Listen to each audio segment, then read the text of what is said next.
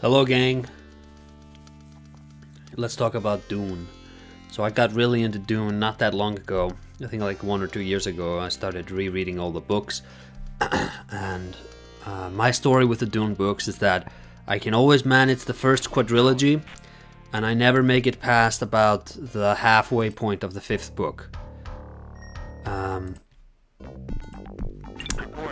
Which is this is kind of loud. Because the 5th book, I feel like the ideas get too weird, esoteric, and I feel like Frank Herbert kind of got lost in the wilderness of things.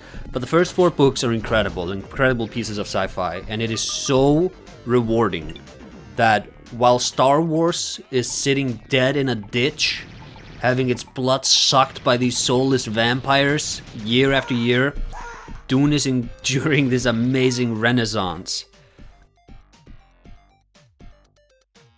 Play music from the movies, but I figure probably best not to not to test the lawyers for Hans Zimmer, you know.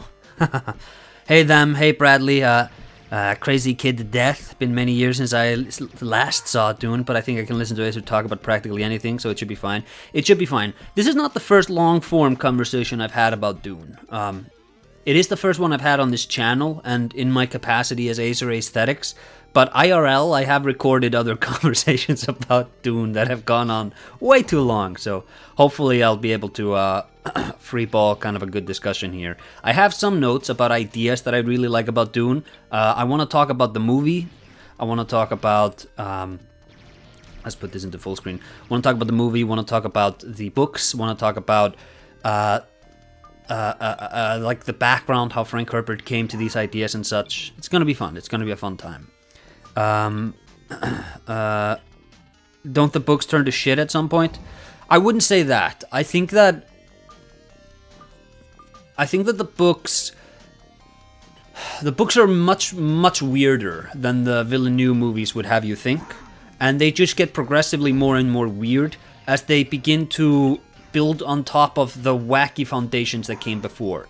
So, because every book builds on top of the ideas of the previous book, you're just having to sort of, you know, accept more and more weirdness as you go on. And it's, you know, either you can or you can't. It kind of, you know, it is what it is. Heretics is way better than God Emperor. That is not true, Crunchy. You're lucky that I like you, otherwise I'd have you banned. Along with all the Finnish viewers. I've only read the first one, oddly published as 3 books in Finland. It was published as 3 books everywhere. Because Frank Herbert broke it down that way. It's also, I believe DUNE, the original DUNE, is to this day still the best-selling science fiction book of all time. But somebody fact-check that. It may be like Frankenstein or some crap like that. But I think DUNE, the original, is still like, has the record it set from 60 years ago. I've never much got into DUNE outside of a few things like knowing the spice must flow and the fear is the mind killer. Oh, we're gonna go deep into DUNE today. I'm annoyed that the writer named Harkonnen after Finn is named Harkonnen because it sounded Soviet. Yeah, Harkonnen is apparently just like a regular Finnish kind of name. Was it DUNE that inspired Frank Weird Scientology? That wasn't Frank Herbert. That's L. Ron Hubbard. I've also read the Book of Dianetics. I have it on my shelf right now. It's complete nonsense, but it is very interesting because L. Ron Hubbard, he had schizophrenia or he was bipolar or something. He had some mental illness, and he was trying to cure himself with psychology and by writing about like these esoteric ideas. It's a really sort of interesting conversation with a man that is clearly mentally ill reading that book. But other than that novelty, there's not a lot to it. It's not that good. It's just massive jumble of nonsense. Whereas Frank Herbert and DUNE, there is tremendous value in those books. Like if you're interested in philosophy, if you're interested in politics, this is a very, very sharply written series. And Frank Herbert, he was a genius. Just he's one of these minds where, and you get this from DUNE when you read it, there are so many layers in every sequence, in every scene. You can genuinely believe that there was not a word he put into that book that he hadn't thought and rethought over and over again. Like, Dune is not derivative of anything. This comes out, and like, he apparently was inspired by the Foundation series, which, like, yeah, you can kind of get it, but at the same time, Foundation is this, like, the conceit of Foundation is that this magical new way of calculating societies has been created, and we have the Zeldrin plan, and the Foundation is created, and it's like an interesting science fiction story that's sort of based on the fall of the Roman Empire by B.W. Griffith or whoever wrote that, Edward Griffith or somebody. But Foundation doesn't really tackle with, I don't think, it doesn't really tackle with deep ideas of what it means to be human. And there are some stuff like how the Foundation was set up where it's completely resource devoid to sort of force a survival impulse to go into this direction rather than that one. There's fun ideas like that, but Dune really explores what it means to be a human being and what it means to sort of cultivate yourself as a person. And you can't get that from Foundation. I couldn't get that from Foundation. Apparently Hubbard started Scientology because he complained about writing not making much money. Yeah, so I've heard that story. I don't think he started it for the money. I think that he had... why am I defending L. Ron Hubbard? I don't care. Whatever. Sure, he started it for the money. I don't care. A long shot, but if you've ever read Deathstalker, it borrows some stuff from Dune along with a lot of other series. I've never read that, but okay. Also, apparently Warhammer borrows heavily from it. Star Wars borrows heavily from it. Dune is like the pillar. It's the usul, if you will, of science fiction as we know it today. So is the Butlerian Jihad a bunch of butlers going through space fighting robots? So the Butlerian Jihad, that's actually a fine place to start our conversation of Dune. The Butlerian Jihad is a really important step in the development of human beings as a species, where in the past, human beings had created machines that were capable of thinking like human beings. These are just computers. We like to think of this as computers. But what happened was that the people who controlled those machines, people became dependent on the machines. And the men who owned the machines, they just took over the world. And the Butlerian Jihad was the revolt, where humanity decided they didn't want to be ruled through machines. And that rather than have computers take care of all of these tasks that we have for ourselves, we're going to cultivate the talents within ourselves to do it. So you have people who are like idiot savants, who can just do insane math problems in a microsecond. Rather than have a computer do math, we're going to find those people and we're going to genetically engineer, not genetically engineer necessarily, but we're just going to breed those kinds of people and we're going to take them to special schools where we train them and they're going to handle all of our crazy calculations. And this is where we get the Mentats. This is where we get the Bene Gesserit, and this is where we get the doctors. I can't remember what the class of people the doctors were referred to as, but this is one thing I really love about Dune. It's this wildly different interpretations of what it means for a human being to exist, and the different ways a person can exist as. So, and this is, that's the Butlerian Jihad. That's this, it's when humanity decided no more machines, no more thinking machines. Obviously they have spaceships and such. What's it called, Butlerian? I don't remember. I think there is an answer where it was like, it was because it was on the city of Butleria or some crap like that. I don't remember. Foundation doesn't really have characters. They're all 2D cutouts to make the story work. Yeah. I think the mule is interesting, but he's not really a character. Well, I mean, I think the mule is the biggest character they have, and you can kind of like understand where he's coming from. He's kind of frustrated and he's done in wrong by the world, but other than him, I don't really remember. Like, there's that lady who was nice to him, I guess, but like I don't remember anybody's name other than the mule and Howard Zeldin or whatever his name was. I remember my friends once saying she read the first Dune book once every year. That's a very good friend. You should marry her. By chance, I started playing Armored Core 6 for the first time right before Dune 2 came out. They complement each other really well. It's been very enjoyable. Oh yes, the coral used to be referred to as melange. It's all there, gang. It's all there. Obviously, we have the Carthus Sandworm in Dark Souls 3, and we have, I believe, Yorm used to be called Halleck, like Gurney Halleck. But I don't know how deep the ideas of Dune ever made its way into FromSoft, or if it's just sort of the peripheral and visual elements that made it there. Gonna have a sip of coffee.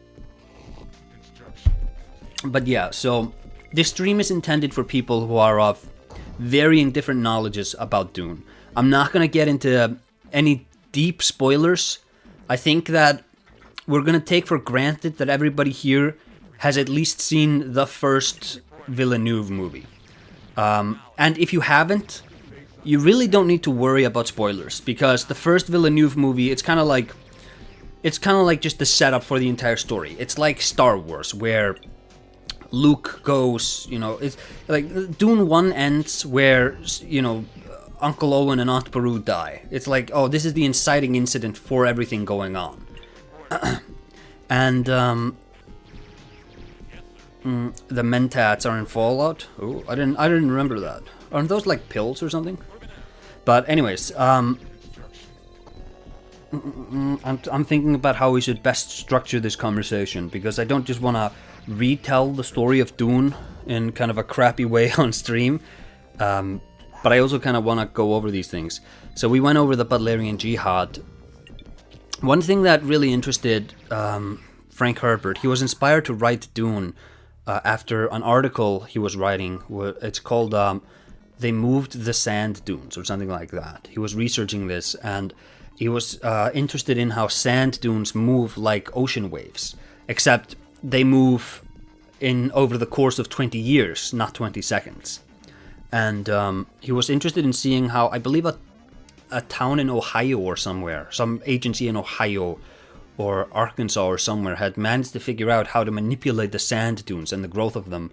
And the Israelis and the Saudis and everybody in the Middle East were like copying what they were doing, because they discovered this way to plant grass in such a way that they could redirect the flow of the sand dunes in order to save, like, infrastructure, roads and such, protect towns from them and things like that. The article wasn't published because it's really interesting. You can read in The Road to Dune. You can read Herbert's sort of pitch for the article, and you can read the editor, and he's talking about it, and he's like, well, nobody cares about sand moving around, Frank. But if you can rewrite this as a human interest story, or you could maybe write about the towns where this is happening in. But you've just written me a pitch about sand moving. This isn't that interesting. And he's right. This is a really sort of Aspergery, autistic article, hyper-fixating on, oh my god, look at how the wind moves the sand. It's so interesting. It's interesting because you're a weirdo, man. It's not interesting in its own. But Frank Herbert was also he was interested in the idea of religion. He was interested in the idea of charismatic leaders. Obviously, he was writing in the 60s, and he was there when people had this sort of cult of JFK going on. Actually, fun story, Frank Herbert, to those not in the know, he was actually the uncle or nephew of Joseph McCarthy, of McCarthyism fame. And Frank Herbert, he has a lot of weird sort of esoteric politics. I don't think the word libertarian was really in the lexicon back then, but I think that probably would have been the best way to describe him, because he was really skeptical of authority being placed above men, and he was really interested in the idea of human beings cultivating themselves and governing themselves, and managing to control their own will rather than being directed by somebody else. And you see that really prominently in Dune, where Paul, obviously he's sort of the false messiah. He comes to Arrakis and he fulfills the prophecy, but the prophecy, it was implanted there by the Bene Gesserit. It was completely fake, just so that they could have a stronger foothold. I think the Space Navigators were also heavily involved in planting the prophecy of the Kwisatz Haderach and and Lisan al-Gaib into the people, into the Fremen. Yeah, but so that's one way he really likes this idea. He also explores it in later books with characters like the God Emperor, obviously, like the Golden Path. There's Kralazak and the No Gene, things of that nature. Which, like, if we get into deep spoiler stuff, I'll put a warning on screen, and I'll probably push that towards the end. Actually, let's jot that down quickly so that we remember. Kralazak. Beware of following charismatic leaders. Yeah, and don't tread on Worm. Yeah, don't do it, because the Worm, he's gonna bite you back, bro. Another idea that you can really see in Dune, that Frank Herbert was very interested in, was the idea of the relationship between human beings and their environments. So, if you look at when the Atreides first arrive on Arrakis, or maybe it's in the War Council, I don't remember. But Leto, the Duke, he says that when they lived on Caladan, they harnessed water power because it was a water planet. And now that they're on Arrakis, they must utilize desert power. And the Fremen are what he's talking about. He's talking about these weird religious fundamentalists who live on the planet and who have somehow managed to actually survive there for thousands of years in these insanely harsh conditions. You know, Arrakis is such a... And actually, there's a better example in Dune with the Sardaukar. The Sardaukar are the Emperor's personal army, and they're the most fierce fighting force in the galaxy. They come from a planet which I recall correctly is called Seleucus Secundus, or Seleucus Prime, or something like that. And the idea there is that it's basically Australia in space, where this planet, this is where the Empire threw all of its trash, all of its criminals, all of its like murderers, everybody they didn't want in polite society were just thrown there. By the tens of millions. And this was a really awful planet, just horrible, you could barely survive it. But what happened was that some of the people, they managed to actually survive it, and the survival pressures of the environment hardened them up, and over the course of hundreds and hundreds of years, it actually became this really interesting genetic experiment where the sort of most angry, most violent, dangerous people in the world were placed in the most harsh environment in the world and just had to survive. And they evolved all of these instincts to become great warriors, and that's why they're the Emperor's army. But what the Atreides realize when they go to Arrakis is that Arrakis is actually a more harsh place than Seleucus Secundus was. And so the Fremen are actually better warriors. And that's the gamble the Atreides family makes. And does it pay off? I mean, you can watch the Dune 2, Part 2 movie. So that's one of the ideas that Frank Herbert was very interested in. As an extension of the whole cultivation of human beings, he was very interested in this idea of how our environment can shape us. And I was actually really disappointed. This, by the way, Villeneuve made 2 really good movies. I don't think they're great. It's kind of like Lord of the Rings, where once you're really familiar with the subject material, you can't really watch the movies and not be a bit disappointed because you know, like, that sequence was supposed to talk about this theme that's just missing. And Villeneuve has wisely cut a lot of the book out of the movie. So like, there's a lot of stuff he just does not adapt because it wouldn't fit, or because it just thematically isn't resonant or whatever. But one idea, and like he nods to those ideas every here and there, where it's like, okay, he knows about this idea. He's just it's not being emphasized quite as much. But the most important idea that I think he doesn't really delve too deeply into, I guess there's 2 of them. One is blood memories, but that's also an idea they sort of expand on more in subsequent books. So I give him a pass on that. But the other one is this idea of how the environment and human beings relate to one another. He there are moments where you get that, okay, he knows that this is what Frank Herbert was going for, but he's just not he's not putting the thumb on the scale to really emphasize this part of the movie, or this part of the story. My favorite sequence in Dune happens in the first book, and this sequence is not in the movie, and I was really disappointed that it wasn't. It happens when Kynes, who is the geo research blobbity bloobity Fremen guy, and it's a guy in the movie. It's actually Chani's father, if I remember correctly. When he was a young boy, he was with his father, and his father had these ideas about how to terraform Arrakis so that we won't have a desert planet anymore, we'll have a water planet. It'll be a great paradise. In the movie, when Kynes dies, she's fighting a bunch of Sardaukar soldiers, or maybe it's Harkonnen soldiers. I think it's Sardaukars, actually. And she's fighting them in the desert, and then she uses the thumper and calls the worm, and the worm eats them all, and it's a great, cool, sort of badass sacrifice moment. But it's also a terrible moment. It sucks. In the book, Kynes doesn't die like that. Kynes is visited later on in the book. And Kynes, he's just walking in the desert. And he's having these really vivid flashbacks to when he was talking to his father about how they're going to transform Arrakis and how, human beings can make anything they want out of this place.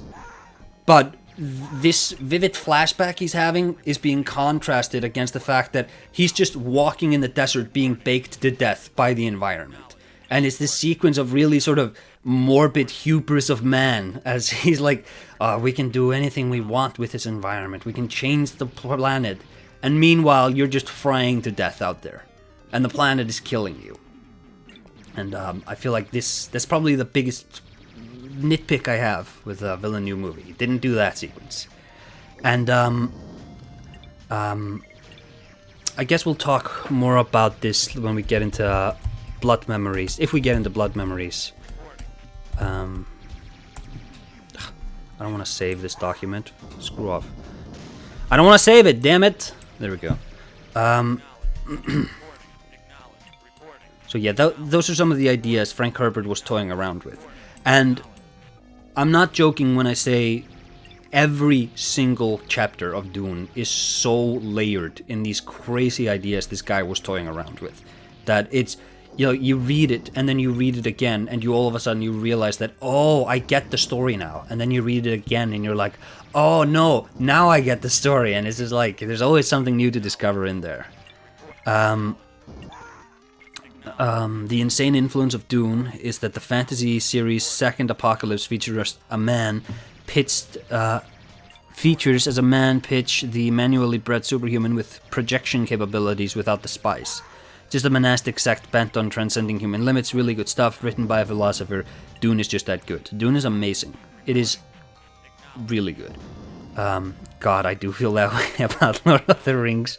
Yeah, and like, the Lord of the Rings movies are really good movies, but once you know that you're getting a fragment of the narrative, you can't really watch them the same way again. I read the first and the second books. How good are the other ones? So I'm of the opinion that Dune Messiah is the best one.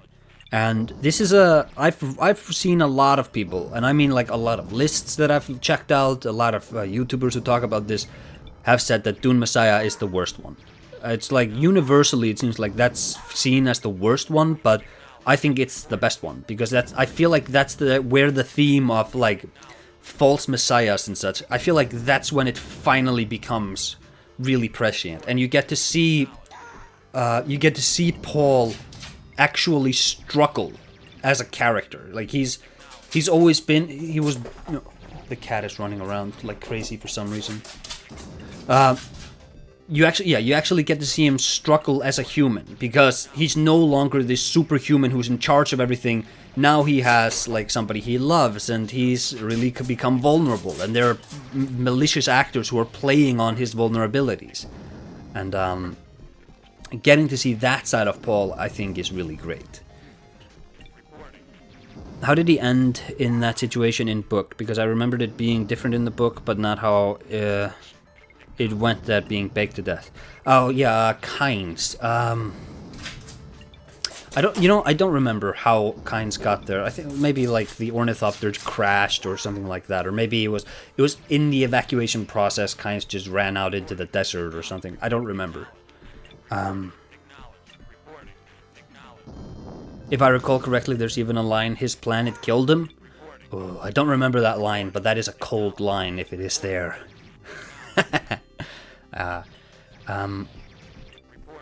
The Harkonnens dropped him out of there so that the Baron wouldn't have blood on his hands. Oh yeah, that's another thing. I love that sequence because, and you can see it in the movie too. The Baron Harkonnen does not order the death of Paul and his mother because the Bene Gesserit mother, the Reverend Mother, I don't remember her name. She's ordered him, you're not allowed to kill them, because they're valuable, because they're a part of the genetic experiments the Bene Gesserit are running. And they can tell, the Bene Gesserit can tell when you lie. So the Baron Harkonnen has devised it such that, oh, we're not going to kill Paul and his mother. We're just going to throw them into the desert. So if the Baron is asked by the truthsayers, did you kill them? He can say, no, I didn't. I didn't order for them to be killed. And they won't read it as a lie, because technically not lying. And one of the reasons that Dune is so difficult to adapt is because it's almost all inner monologue. And it's all just characters thinking about the ways that they're thinking, and thinking about like, oh, if I think this, he's going to think that. And if I use my powers to change the way he thinks, then what's the consequence of that going to be? Is he going to realize that his mind has been changed, and then he's going to realize that I made him change his mind? And that's one of the sequences of the Harkonnens actually being quite clever. And the Harkonnens are really clever, but I guess we could talk about the Harkonnens and the Atreides now, because that's a really interesting sort of contrast. I'm going to finish my coffee. 1 second. Yeah, Gaius Helen Mohiam. Crunchy coming in here with a clutch.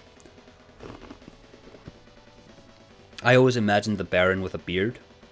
What? What?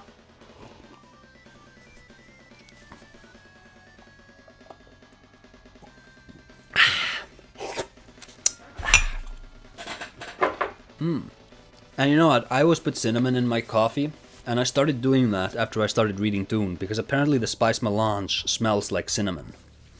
Or tastes like cinnamon. But I think there's the deleted chapter in one of the books where they talk about how the spice never tastes quite the same twice.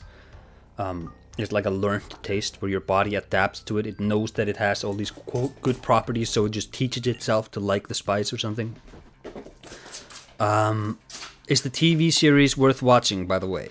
I have never seen it, the sci-fi show. I've never watched it, but I've heard that it's the most accurate interpretation, that it's like the best one. I think Dune fans universally regard that as the best adaptation.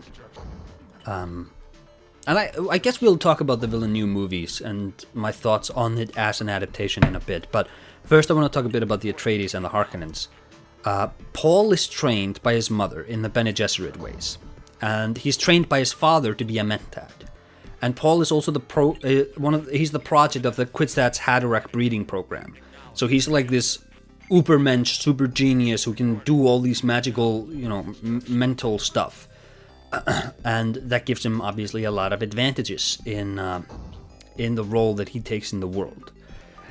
But the Atreides family, like, they're often presented as like these super altruistic and just non-debatably good guys, but that's not quite the case, because the Duke Leto Atreides, he talks about how they're going to use the Fremen and such.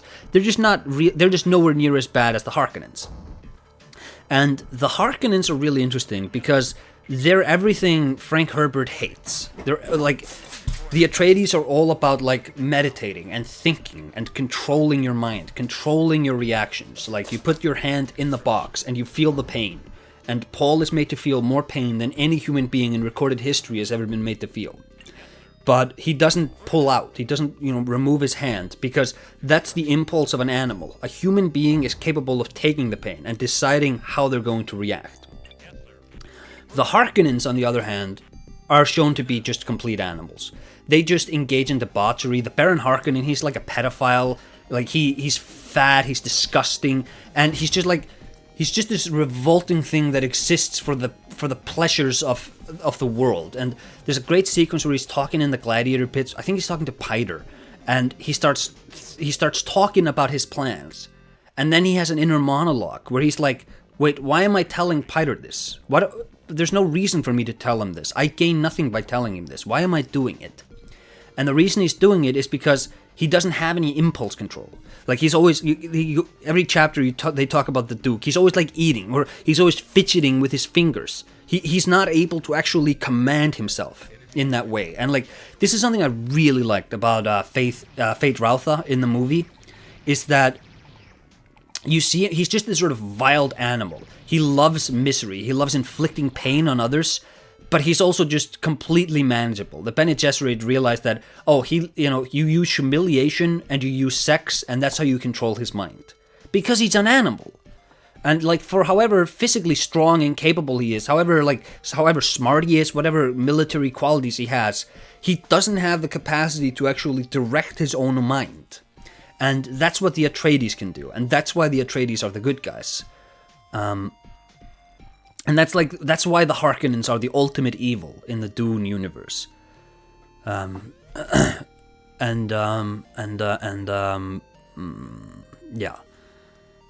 I would be so dead in that Bene Gesserit test. I think I would survive it. I would think about Lawrence of Arabia, and I'd be like, the trick, Mr. Potter, William Potter, is not minding that it hurts. And I think about Peter O'Toole, and I think, what would he do? And I think I would overcome it. But then again, I am built different. People are always saying that. But yeah, the Baron is vile, just the worst. I stomached the Lynch movie for the cause. The Lynch movie is complete garbage. I've watched that piece of shit movie twice now. It's complete garbage, and I hate it. Well, it's not complete garbage. There's good elements in it. I actually did a commentary on it with the essays and Espresso Boys. You can search that up if you want, and you can watch it along with us. It's probably the best way to watch that movie. The best thing we got out of the movie was Kyle MacLachlan. That's like his breakout role, and that's the first time he worked with David Lynch. So it wasn't all bad. But like, David Lynch, he agreed to do the movie because when he was pitched the script, he was pitched, I have a script for June. And he thought he meant like June, the month. He thought that's what the movie was. He was like, okay, that sounds interesting. Is this a romantic movie set in spring and summer? How interesting. I'll do that movie. But that's not what it was. You dumbass. You got completely played. Is Lawrence of Arabia white savior? No, because so when Lawrence fought with the Hashemites and with the Arabs, if you read Seven Pillars of Wisdom, like, obviously you can't read his mind, but you really get the sense that Lawrence, when he promised the Arabs their own sort of nationalist government sort of independence, he meant it. And when the British Empire tricked them all and just took over after they'd made the Arabs slaughter themselves fighting the Ottomans, which, like, the Ottomans were really not that bad to the Arabs, all things considered. And the British Empire just swindled them all into opposing them. And like, you get the sense that Lawrence really, really did not approve of what the government did. I think there's even a quote where he's like, if I had known what my government was going to do, I would never have gone out there and fought. But, Faisal, King Faisal, he's of the Hashemite clan. He has the blood of the Prophet in him. I think his family's currently in charge of Jordan. The cat is right next to the microphone. You might get a rare cat cameo. But yeah, Faisal and all the other Arabs were really betrayed by the British Empire. Classic British Empire stuff there. If Lawrence had his way, maybe he could have been the white savior, but he didn't get his way, and it is what it is. But I do believe Lawrence of Arabia to have been an influence on Frank Herbert. I imagine him with a long black beard. How I imagine he looks in a very different from all. Yeah, he does look different in all adaptations. I think the TV show, the sci-fi show's adaptation is the most accurate to the book. But I like the Villeneuve version the best. Because I do think because it's a book, you can get away with a lot more silliness. And when you try to do the silliness in a movie, it just doesn't quite work. Like, you always need to strip that shit back a bit. It's like when you do a Superman movie or a superhero movie. Like, you have to strip it back a bit, because otherwise it's just goofy, you know? Bro, the Lynch impression is on point. Thank you, guys. The only good thing that came out of Lynch is Silent Hill. Ooh, no, that's not true. We also got Link's Awakening, because they were inspired by Twin Peaks and how all the different characters had different relationships with one another. And they could sort of drop in and out of the narrative to propel the story into different directions. So, from now on, whenever I hear someone say use the voice, I will think of Acer's David Lynch. David Lynch cameos in his own movie as the man driving the spice harvester, the one that breaks down when the Atreides are first examining the planet. And I think it's such a shame that Villeneuve didn't get Dune to reprise the cameo in his movie. I think that would have been so cool. I never understood how to play this game as a kid. I still don't know what's going on. I have no idea either. This is a video, okay? Like, I don't know. It's just background visuals for this TikTok generation. The only good Dune book is the first one. So I obviously don't agree, but that's not necessarily a bad take, because the first Dune book, I think, is much more coherent, and it's a much more sort of, it's much bigger, the story is much longer, much more going on, but it's a much more concise narrative than the other books. The other books are a lot more interested in exploring the sort of esoteric eccentricities, or however you say that word, of Frank Herbert's universe. So I don't agree that it's the only good book, but I don't think that's like a bad take necessarily, because as the books stray more and more away from what's the good phrase here? As the books get weirder and weirder, there's just like a more impetus on you as the reader to be like, hey, you need to accept this now, and you need to accept this now, and it's like, this is getting kind of out there, man. I need to check out. Like I said, I've never finished the 5th book. I go halfway through, and I'm like, this book is so boring. I'll talk about that in a bit. Why I bail on book number 5. Hey, Acer, what's up? How's the stream going? Are you aware that a black Israelite plays TVs is making an expose about me? I don't know what any of that is. Is he? Are they? That's cool. Or are they doing like? Are they debunking me? Are they doing like a? Are they gonna cancel my ass? Please don't. In Finland, they say beard doesn't grow on evil people. Oh. At what point does his son start to write the books? So Frank Herbert, much like Robert Jordan, much like Christopher Tolkien, much like George R.R. Martin, pending, of course, died before he could finish his masterpiece. George R.R. Martin is not finishing Game of Thrones. If you think he's finishing Game of Thrones, you are a fool. He's way too busy, cashing checks and writing television shows. I think he may release Winds of Winter. I think that book might come out. A Dream of Spring is not happening in his lifetime. It ain't happening. But much like Robert Jordan, like Robert Jordan's wife, she got Brandon Sanderson, and she worked with him, and they finished the Wheel of Time series. And, J.R.R. Tolkien, he had Christopher Tolkien, and he like finished his father's work. And Frank Herbert had Brian Herbert. He had his son, and he finished the work. There's a big contention in the community whether or not those books count, like if those books are really as good. I haven't read them myself, but from what I know about them, there's a lot of weird, like there's a lot of moments where you're like, this just feels like you genuinely didn't understand what your father was doing. But at the same time, because there's like, you know what? Actually, this is another like spoiler for Brian Herbert didn't get DUNE ? And we add the question mark because like he's his son. Obviously, like to say that he didn't get it, I think is maybe a bit crazy. Just again, different points of emphasis, took the story in a different place, maybe, or maybe this is what Frank Herbert was planning to do. And this is coming from me. I haven't read Brian Herbert's book, so I don't know, but we'll talk a bit more about that later.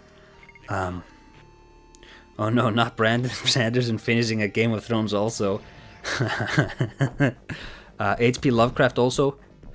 Well, H.P. Lovecraft didn't have like a magnum opus. You know, he just did these novellas and short stories. He didn't have like a Game of Thrones or a Lord of the Rings or like, you know, he didn't have this unfinished masterpiece that he was working on, like the Silmarillion or what have you.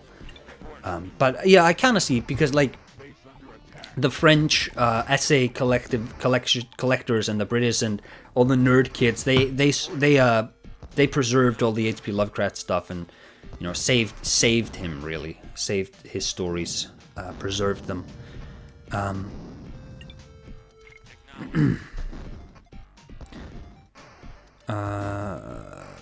I fell asleep during the first Dune audiobook. Yeah, it's a lot of like, I was thinking, and then he was thinking, and then he was thinking about this. Oh. More like Christopher Tolkien put his father's notes in readable form. Yeah. But like, that's not a, like, he spent his life compartmentalizing and like categorizing all of his father's work, and that's incredible.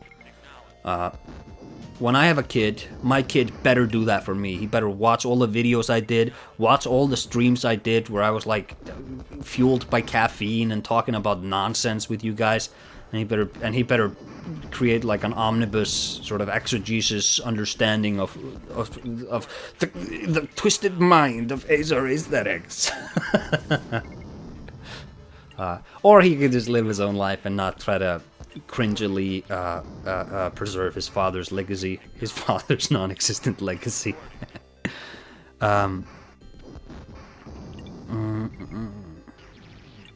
God had people write the Bible for him. Why can't these guys? Because there's just one Constantine the Great, man. You know, the Constantine the Great isn't born every generation. Children of Hurin is your favorite of the...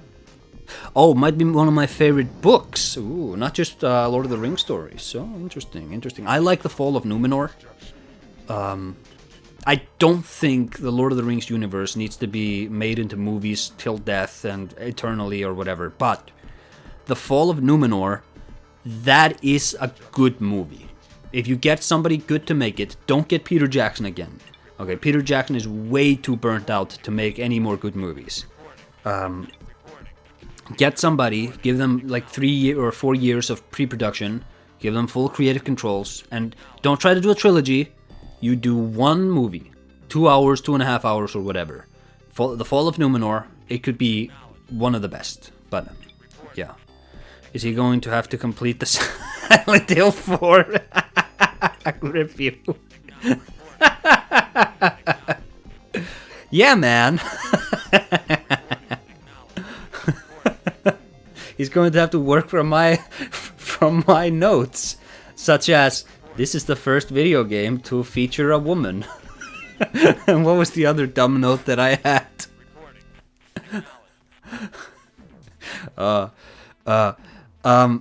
Have you read Children of Hurin? I've read The Hobbit, I've read The Lord of the Rings, I read the Silmarillion. The Children of Hurin is in the Silmarillion, isn't it? I have read it. I've also read like The Fall of Numenor. I've read all of the sort of longer Tolkien stories. I've read them or have had the audiobook version of them. What are your thoughts on the Children of Dune miniseries? I've never seen it, but I hear that it's really good. I only ever played Dune 2000. How does it compare to this one? I don't know. I didn't play Dune 2000, and I am not playing this. It's a video. It is in the Silmarillion, but it's also a separate book. You can get, if you're on Audible, you can get The Children of Húrin read by Christopher Lee. Oh yes. I read Lord of the Rings, Hobbit, Silmarillion, and the separate Children of Húrin book. All right. But yeah, back to Dune.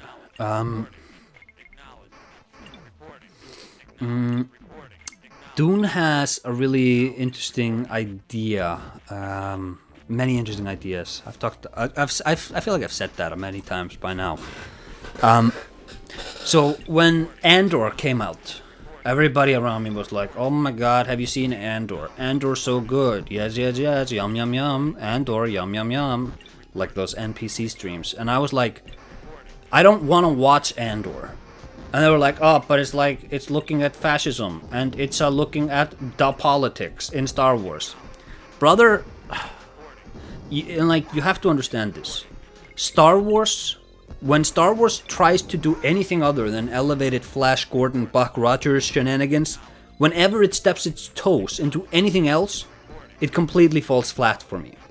I don't think Star Wars is interesting outside of the Buck Rogers stuff or the KOTOR stuff. And the reason I don't want to watch Andor is because I've read Dune. And Andor, however good it is, it ain't Dune. So why should I bother? And actually KOTOR, I think KOTOR, that's like a great middle point between Star Wars and Dune. And if Drew Karpyshyn and Chris Avallone and the gang had been allowed to really get a crack at the Star Wars universe, that could have been really something.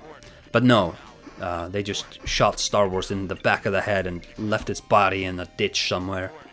And Frank Herbert was like, hey, so you have these magical twins in your movie, and you have this magical power, and your kid who lives on a desert planet with his evil father, and he was just he wrote a bunch of similarities between Dune and Star Wars, and was like, George Lucas, do you owe me money? What is this?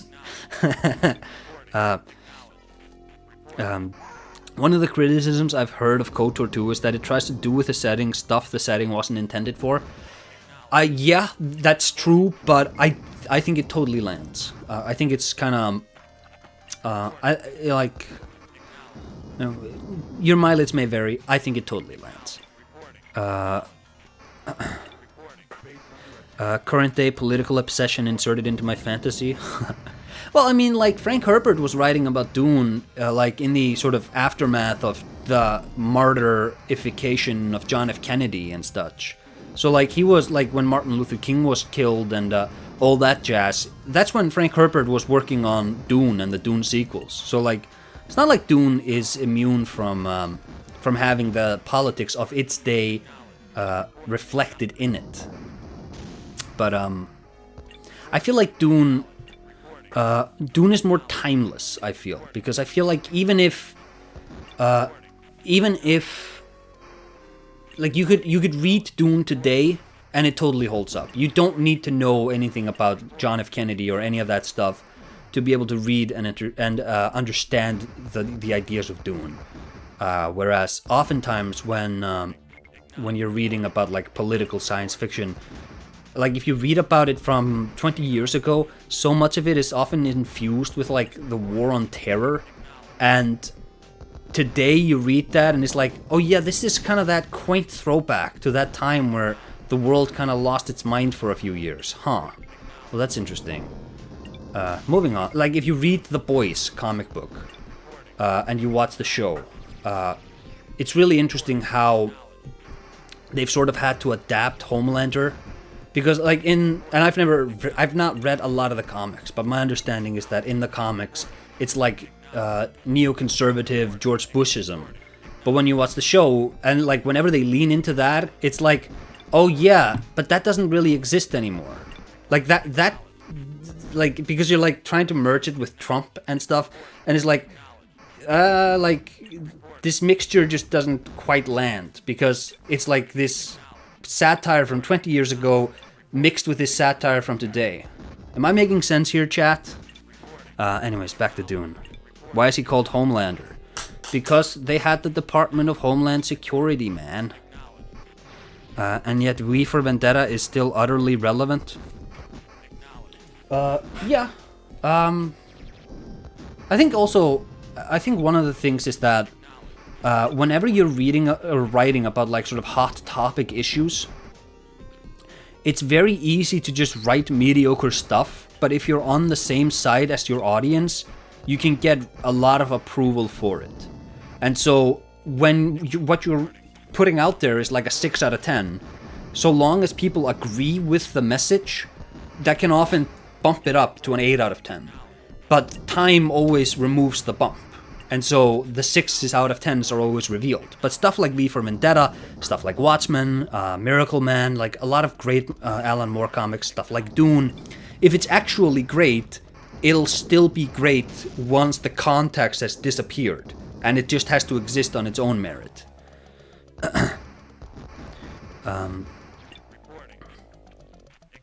But yeah, and this is something like they were talking about that. I think it was like an MMO or something about Dune, where they were like, and I was just reading this on Twitter yesterday, where they talked about, wow, we're gonna remove the religion stuff, and you're like, well, that's a decision made by some moron marketing executive, because there's this weird impulse they often have. This is another classic Acer rant. Get ready, gang. They have this impulse to try to sand off all the edges of every work and to make everything approachable for everybody. But the people who like Dune, they don't like the not censorship, but the removal of off-putting and sort of heavy themes. It's like if you do Silent Hill, but you're like, well, you know, a lot of this subject material, like abortion or euthanasia or sexual abuse, people become uncomfortable with these ideas. So we're just going to remove them. And we're going to do a Silent Hill about something that's a bit more, bit safer. And like marketing-wise, now you're creating a work that doesn't appeal to the Silent Hill fans. And also, now it's just the same as everything else. It's like generic nothingness. So what are you doing here? To create, you always sort of need to exclude some people. God damn it, cat! Get the hell! The cat decided to get into the shelf and start pushing all my stuff down the floor. Prepares notes. I think it's important to separate a clear political influence from a political interpretation coming from the receiver. Yeah, I think that's true. Sure. I do think it's interesting, though, that I'm wondering how much time we should devote to Alan Moore. Let's get back to Dune, because we're already like an hour into stream. So Dune is about the power of the mind. I feel like I've talked about that a lot already, but you have like the Ixians, and you have the Tleilax, you have the Honored Matres, you have... and that's like when Dune gets into later books, where women start to control men's minds with sex and stuff. Stuff gets weird. But yeah, Dune is about the power of the human mind. And it's sort of a celebration of mankind over the machines that make men redundant. The environment shapes you and you shape it. One of the ideas that, again, that phrase, one of the many ideas, when you get to Dune, the spice melange, it's all over the planet. And in different like densities, but it's everywhere. And the spice melange in the book, it's blue. And I think it's really weird that they didn't make it blue in the movie, but whatever. It's blue. And once you ingest the spice, you become addicted to it. And if you stop taking it, you die. And there's a sequence where when they realize it, they discover that if we can't leave Arrakis unless we take a piece of Arrakis with us. And it's this sort of cool metaphor, or I guess that's a metaphor, for how you've actually really merged with the environment, because now you can't exist without it. This is kind of cool. I guess we could talk about some of the characters now. And actually, maybe this is a good time to transition into the Villeneuve movies, now that we're kind of an hour in or so. Hi, Nickel. Nice to have you here. I remember someone on Reddit writing long posts about how Dune has one of the most accurate depictions of dynamics in feudalism in any sci-fi or fantasy. Was very interesting. Yeah. You have like the spacing guild and such. What do you make of the critique that while Paul becomes a tyrant, it is ultimately portrayed as a necessary evil? So I feel like a lot of the critiques of Dune just happen to be, well, I think this should have happened instead, because or like this is not a satisfying way to conclude the story based on how it was set up. But this isn't a normal story. Frank Herbert is exploring ideas, and the idea of like the Golden Path and the Jihad. And it's really interesting that in the movie they always say Holy War, but in the book they always say Jihad. I wish they had said Jihad in the movie, because Jihad is just like, it's a powerful word. But YouTube, please don't flag me for that. Please don't flag my account. I don't want the bots. But yeah, that him becoming evil is presented as a good thing. Again, there's this idea that you need struggle to thrive. Like, you go to the zoo and you see a lion. Is it a beautiful animal, or is it just like this lazy cat that's sleeping all day and eating? Right? This is like, you compare a lion from a zoo to a lion in the wild. A lion in the wild is actually a dignified creature. The lion in the zoo is lazy and just garbage. You won't find great white sharks in aquariums, because whenever they try to put them in an aquarium, they stop swimming, they just sink to the bottom, and they slowly die. Because great white sharks need to swim enormous distances every day. And it seems like when they're not capable of fulfilling that function that's sort of biologically encoded into them, they just become massively depressed. And they just die. Chimpanzees, you don't really find chimpanzees masturbating in the wild. That's something they just do when you put them into an enclosed space and have people walking past them looking at them. And all of these sort of degenerate behaviors in animals, they really just come about when you remove the animals from their natural environments. And what Frank Herbert is talking about with the Golden Path and with like Leto Atreides II, the God Emperor, what he's talking about with like Kralazak and the idea that, well, you have to become evil to become good. It's that human beings, human beings say that they want safety. They say they want security. But if that were the case, would the world be what it is today? Like, can you look around yourself and say that people actually want that? Or is it that, it's like revealed preference versus actual preference? And the idea of them becoming evil, and this is a bit of a spoiler for the God Emperor of Dune.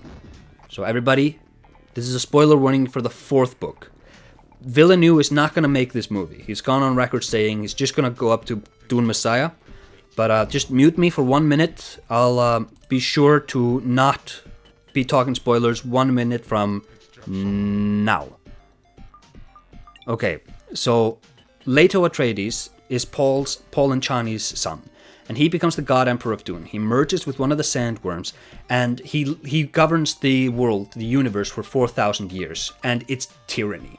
He imposes really harsh tyranny upon mankind, because humanity needs to struggle.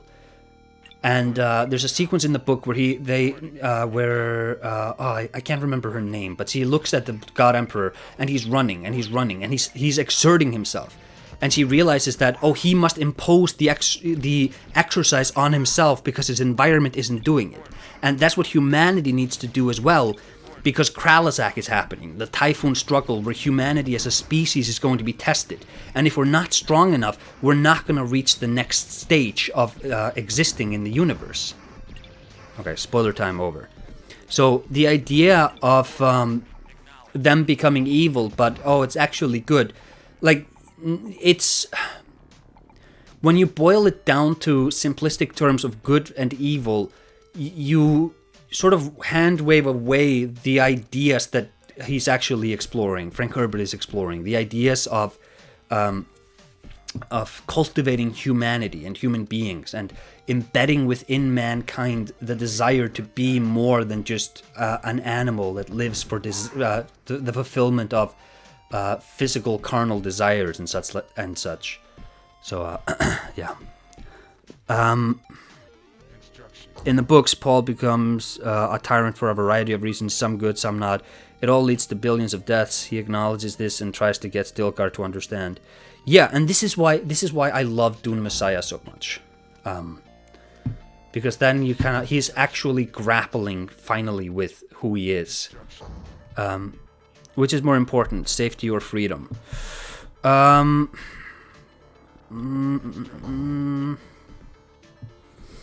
Well, you can read Dune. You can read what Frank Herbert thought about it. Obviously, freedom is more important, but it's one of these things where it's one of those sort of. It's actually really interesting if you read Frank Herbert. So much of like the political slogans you hear people talk about today were coined by Frank Herbert. So if you've ever heard the phrase, "When I'm weaker than you, I ask for how's it go? When I'm weaker than you, I ask for leniency because I ask for freedom because that's according to your principles. When I'm stronger than you, I take away your freedom because that's according to my principles." Frank Herbert coined that. Like, that's not some deep ancient Roman saying. Frank Herbert just coined that in the 60s. Another one was that power does not corrupt. Power just attracts the corruptible. Like, that's a Frank Herbert saying. And he has a lot of those. I'm sure if you go on like WikiQuote or whatever and you just search Frank Herbert, you'll find a lot of like the most tired, worn out political sayings. It's all just like stuff that people quoted from Dune.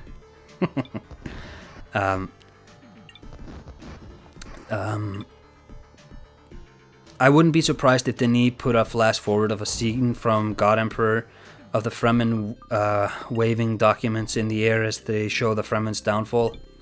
See, let's talk a bit about the movie now, because I have ideas about, like, there are problems with the idea of continuing the movies post-Messiah that are sort of baked into the fact that Villeneuve has not done any legwork into building into the universe ideas which are very important to be there, because otherwise the other stories just can't happen. And it's really weird that he wants to quit after Messiah, because the Paul Atreides story ends with Children of Dune.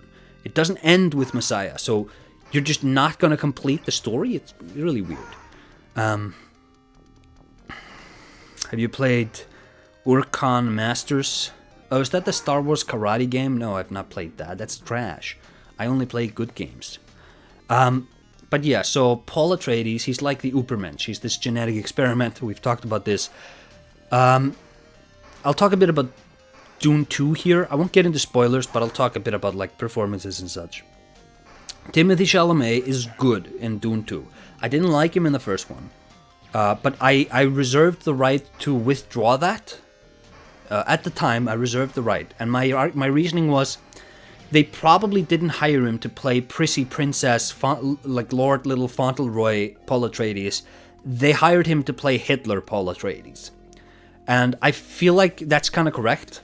I feel like once he kind of actually gets his ass into gear and starts doing the things that Paul Atreides does, I feel like Timothée Chalamet is much better. He's a good actor. He gives a good performance. I don't like him for the role, though, because I feel like he doesn't have that sort of physical presence that Paul Atreides does. And like, because Paul Atreides in the books, he is like a kid. He's like 16 or 19 or whatever. But he's described as having like the body of a 25-year-old or somebody, where he's like, because he's this amazing genetic experiment, like just this pinnacle of humanity. And I don't get that from Timothée Chalamet. He has a lot of acting talents, and he's good in the role, but I feel like somebody with a bit more sort of physicality maybe would have been warranted. This is a nitpick, though. This is absolutely a nitpick. Like, the movie is not suffering at any moment because of Timothée Chalamet, I don't think. It's just like an observation, if you will.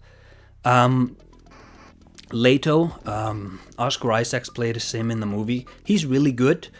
I think he's basically a perfect casting.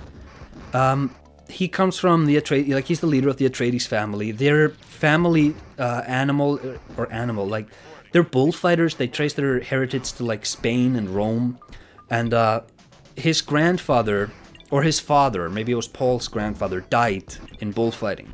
And there's many allusions to bullfighting in Dune, because it's this idea that you have to put yourself in the line of the bull, like in the eye line of the bull, and you have to lure it, right? And you have to like actually engage with the danger, and that idea of putting yourself next to the danger comes up very often, like in the knife fight at the end of Dune 1, which you can see in the movie now, Dune Part 2. That's like, there's a sequence in the first Dune movie where they see like the family, like you see a bull, like a statue of a bull, and it's like Villeneuve is like nodding to that idea, but it doesn't really. It's one of those ideas that's like, in a book you can spend a few pages talking about this. In a movie you actually have to tell the story. You don't have time for that. So, Jessica is probably the best glow up in the book, because Lady Jessica in Lady Jessica in the book, she's a good character, but I feel like Rebecca Ferguson really elevates that character. And I don't know if this is necessarily a valid criticism, or if it's just like a thing about the times. But Frank Herbert, I wouldn't say that he doesn't know how to write women,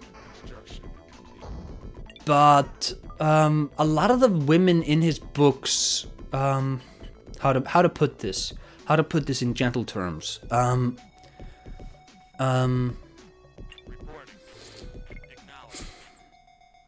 Not all of them, but often they don't feel like they're informed by what am I trying to say here? Like Chani, for example.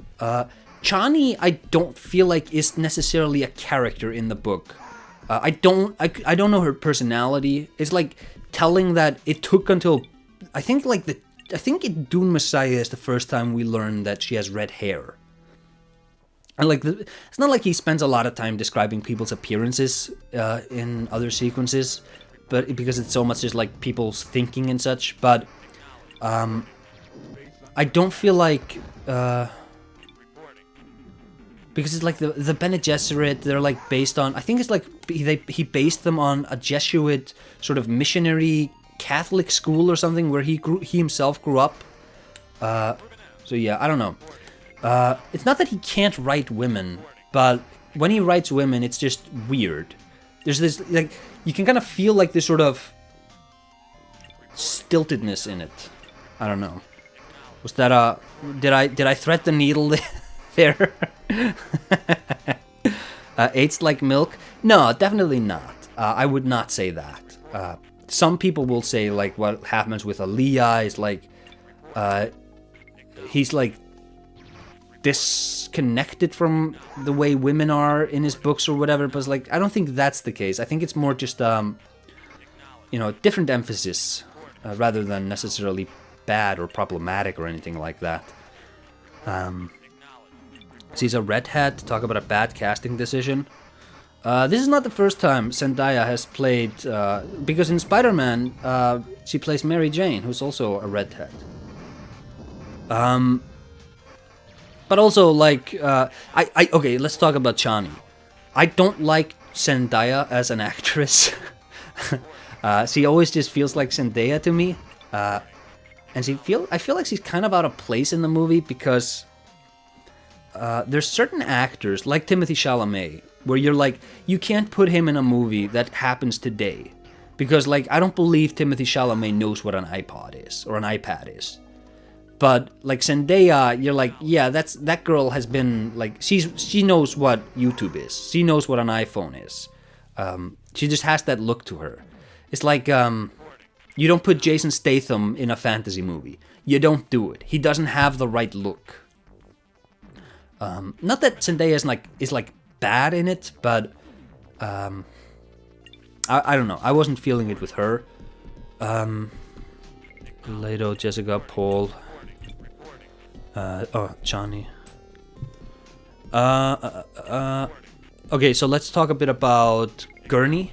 That's Josh Brolin's character. I feel like Gurney and Duncan are really well done in the movies. These characters kind of become interchangeable, I feel like, in the book, because Gurney's gimmick is like, oh, he's an old Irish folk singer kind of guy, but he's also a warrior. And Duncan just he's not really a character, I don't feel like, until, well, spoiler alert, until he comes back, when they finally becomes like the main character of the series all of a sudden. And it's like, well, okay. But I really like what they did with Gurney Halleck. I think Josh Brolin does a really good job as the sort of angry war general guy of the Atreides family. Deeply loyal, though. I forgot they were different characters. Statham was in a fantasy movie. Oh, I know, the Uwe Boll one. I think his name was Farmer. But yeah, like, you don't put him in a real fantasy movie. That's probably what I should have said. The Dave Bautista character was cool. Oh yeah, Raban. Dave Bautista is the best wrestler to ever do acting. He's an incredibly powerful actor, because especially in the second movie, like in one sequence, he will be the most intimidating presence on screen. He's just like this massive hulking, just angry, really angry, shouting all the time. He has no impulse control. He's a Harkonnen. But then in the next sequence, he's like a scared little kid, because somebody with higher authority than him is in the room with him, and he's just like terrified. And he does so much with just the smallest little expressions. And like, he doesn't have any hair. They shaved his eyebrows off, and the acting still comes through. He's so good in that movie. And Raban is like a nothing character in the book. So Dave Bautista, amazing performance. He was 4 minutes in Blade Runner, and he was amazing. Yeah, he's an incredible actor. Stellan Skarsgård as the Baron Harkonnen, he is good. I feel like I can't say anything bad about the performance. There's a sequence in Dune 2 when we meet him for the first time in Dune 2. There's a sound that they play before we see him. Not gonna spoil what the sound is, but like more of that for the character to kind of like emphasize that sort of cruel aspect of who he is. I would have liked that. How is Walken in the film? Is he in many scenes? He must be like 80 now. Yeah, he's probably like 80. He's not in the book a lot. Emperor Shaddam. Walken, some people are not feeling it with Walken. I loved his performance. Because the Emperor, people point out like, oh, this could have been like an Ian McKellen role, or like a lot of people point to like Tywin Lannister, Charles Dance. But no, the Emperor is not supposed to be like a strong, intimidating presence. The Emperor is a cuck. He's like this idiot. He's not an idiot, but he's like this fool who's being played by the Bene Gesserit, and he's like, his wife wasn't allowed to have a son. She was made to have a daughter because they don't want the Emperor to control his own bloodline. And they don't really want the Emperor to be in charge of anything because he's just a pawn in the Bene Gesserit breeding program. And I think Walken really plays that well. He has moments where he's like has to do like conflicted, like I know I'm doing bad stuff, but I'm doing it for what I believe to be the right reasons kind of moments. And there are moments he has to do that, and he has to convey a lot with very little, and I think he really nails it. I loved him in the movie. The Emperor is the manifestation of divine power. Oh, you must be like thinking about the Roman Empire or something, because this emperor, the Padishah Emperor, he's a cuck. He's a loser. Let me tell you what. The Bene Gesserit, I really like what they did with the Bene Gesserit. I like make them these sort of sort of hijab, not hijab. A hijab is like the sort of scarf that goes over the head. I don't know the Arab word for that dress, that like just that black dress, but like they wear that. They're like this black clad, face covered, evil nun, Jesuit cult. Like I really like what they did with them, and a lot of that. Like Lea Seydoux is in the movie, is in the second movie, and she's so good in it. It's just like, yeah, she's in it for like 3 minutes or whatever, but she's there. She figures out all of Fate Rautha's weaknesses, and she goes back to Gaia Helen Mashame or whatever her name is, and she's like, "Oh yeah, I know how to control his mind. Don't worry, the blood is secured. We've managed to preserve the bloodline, and we will be able to control the empire moving forward. So we just need to get rid of this more deep nonsense, and then things will be back on track." So I really like what they did with the Bene Gesserit.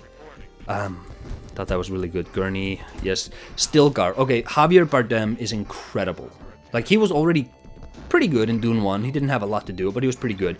But as, like, a believer, like a fundamentalist believer, who's witnessing the prophecy come true before his eyes, and he's like, his life of believing in these stories is just, like, finally paying off. Oh my god, you really believe it. There's a sequence where, like, he's shouting at, I think it's at Chani or somebody, where it's like, it doesn't matter what you think is true or not. I believe in it. And it's like, oh wow, you really feel it. You really just feel how immersed in this religion he is. And it's so tragic, especially knowing what happens with the character of Stilgar, because, slight spoiler, Stilgar will become, disenfranchised eventually by the Muad'Dib stuff, because he'll watch as the Fremen culture is destroyed, slowly eroded away, because a bigger spoiler, Paul will begin to terraform Arrakis into a sort of paradise, and because all of the hardships of living in the desert are gone, the Fremen are no longer hard people in the culture phrase. And Stilgar will come to see that, and he'll realize that, oh, this was just a scam. This wasn't like what we wanted. We were waiting for the paradise, but actually what made us a culture, what made us a people, was the struggle we had. And we've taken that away from us. And I can't wait. Like, I really wanted to do Children of Dune, because I want to see that performance. I want to see Javier Bardem play this character as like a religious fundamentalist who's realizing that his messiah was fake. I would love to see that. Batista is Raban, and he is incredible.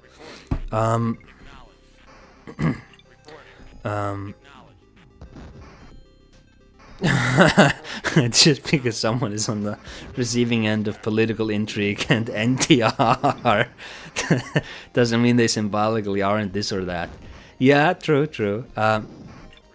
Are these two movies supposed to cover the whole first book? Yes. And I really like this choice to split the first book into two movies, because the first book is so dense. It really works. Like, I would go back to the cinema to watch this as a double feature. Even though it'd be like 6 hours, I would do it. It's really good. It's not great, but it's really good. I like this Life of Brian-esque scene where a couple of them basically say, only the true Messiah denies his divinity, kind of thing.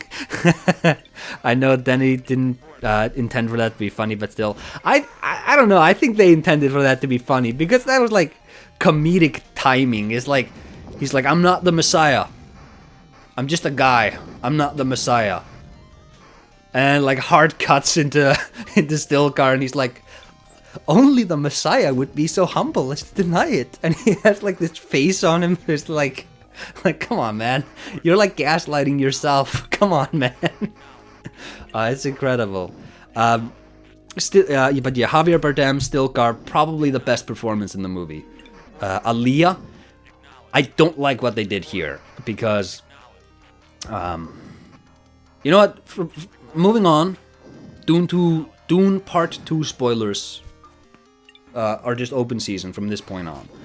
So, you've been warned. If you want to see the movie and you don't want any spoilers, get the hell out of the stream. Or just mute me and still give me the views. But no, so I really like, because she's preborn, because Jessica drinks the water of life, and that means that Aaliyah's consciousness awakens while she's still in the womb, and she has conversations with her mother in the womb.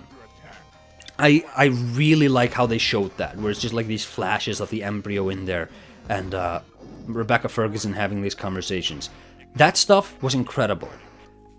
But they show us Anya Taylor-Joy as a grown-up Aaliyah, and I'm really not happy about that. Because, you know, in Dune Messiah,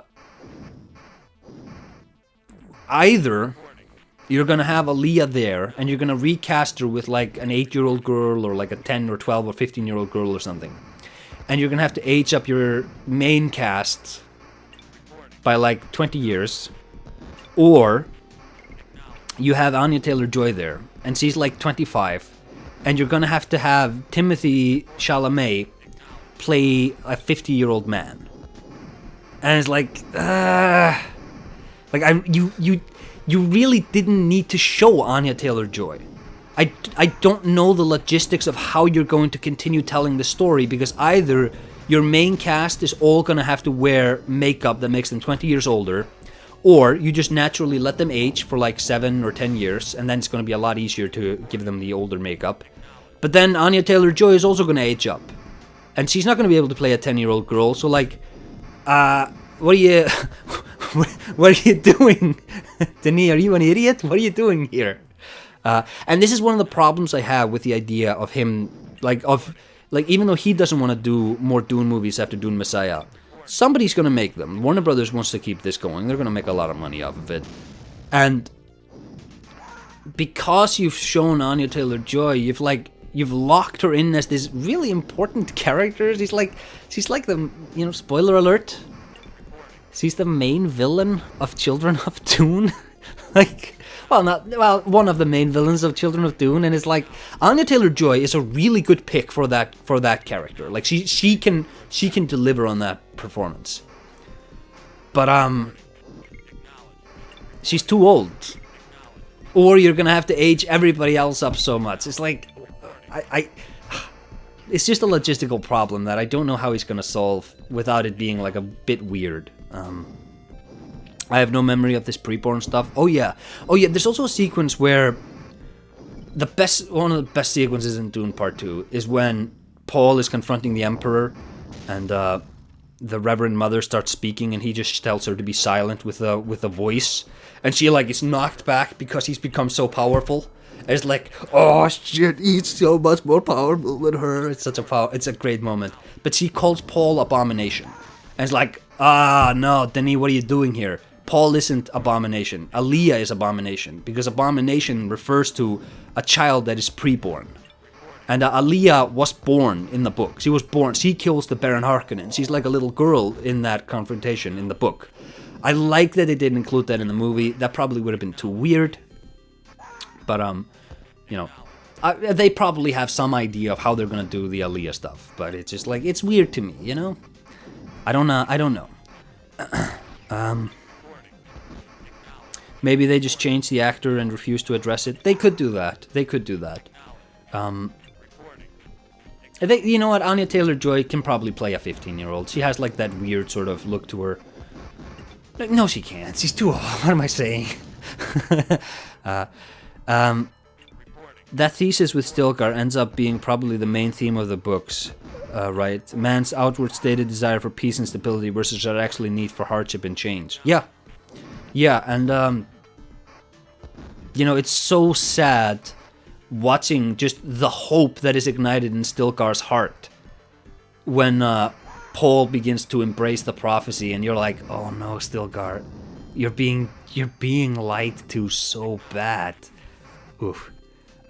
So is the rest of the books basically dynastic struggles inside the Atreides dynasty? No. The rest of the books...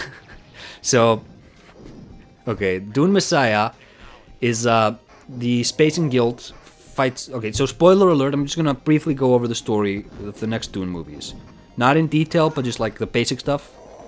Dune Messiah covers And let's give me 2 minutes from this point. I'll be done with spoilers. So 2 minutes from now. Dune Messiah covers Paul Atreides refusing to have children with the Empress Irulan, the daughter of Christopher Walken. He doesn't want to have kids with her because he doesn't, want the Bene Gesserit to have his DNA. Doesn't want to continue their breeding program, but he wants to have kids with Chani because he loves Chani. But Chani is being given some birth control by Irulan. And so what Chani does is she drinks the water of life or something. I don't know if it was the water of life. She has some Fremen birthing ritual that helps her have kids, and it breaks through the birth control, and she has twins.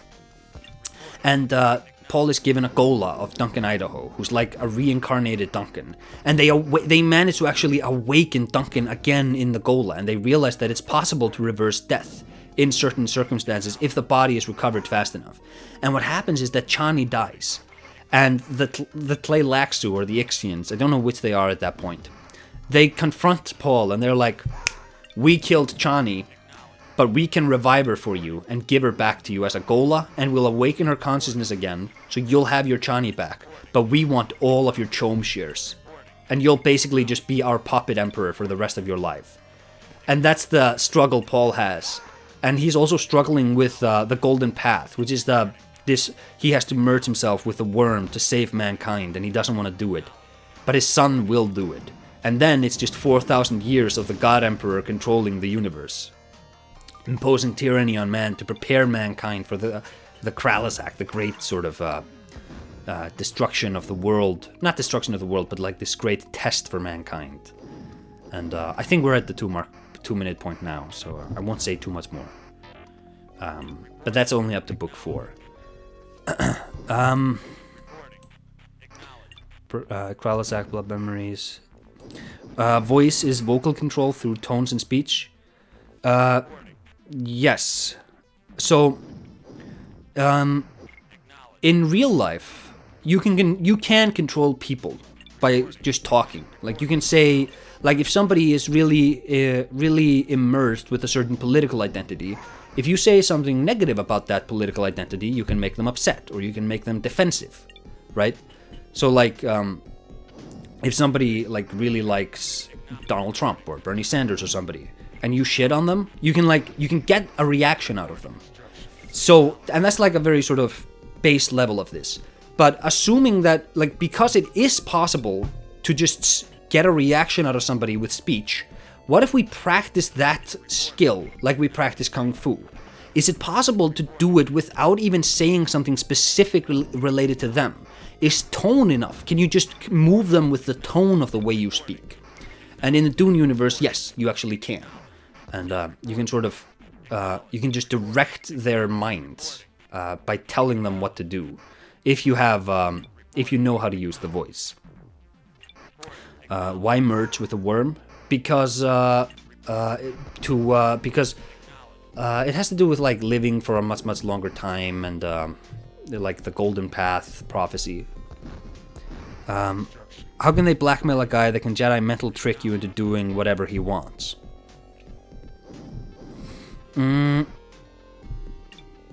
Because like it's a whole thing. I don't know if they explicitly explained how it works, but it's something like they could just tell him, hey, by the way, Paul, if you try to use the voice, we'll just shoot you, or something like that. But it's this really like it's this moment of like, yeah, you're like the prophet Muhammad, Jesus Christ, super Christ over here, but you're completely powerless and you're being manipulated by these same just very base, very corrupt human politicians as everyone else is. And now you have to make a choice about like, are you gonna save the woman you love, or are you gonna like, because they also blind him and he like has to figure out a way to see again. It's like a whole thing.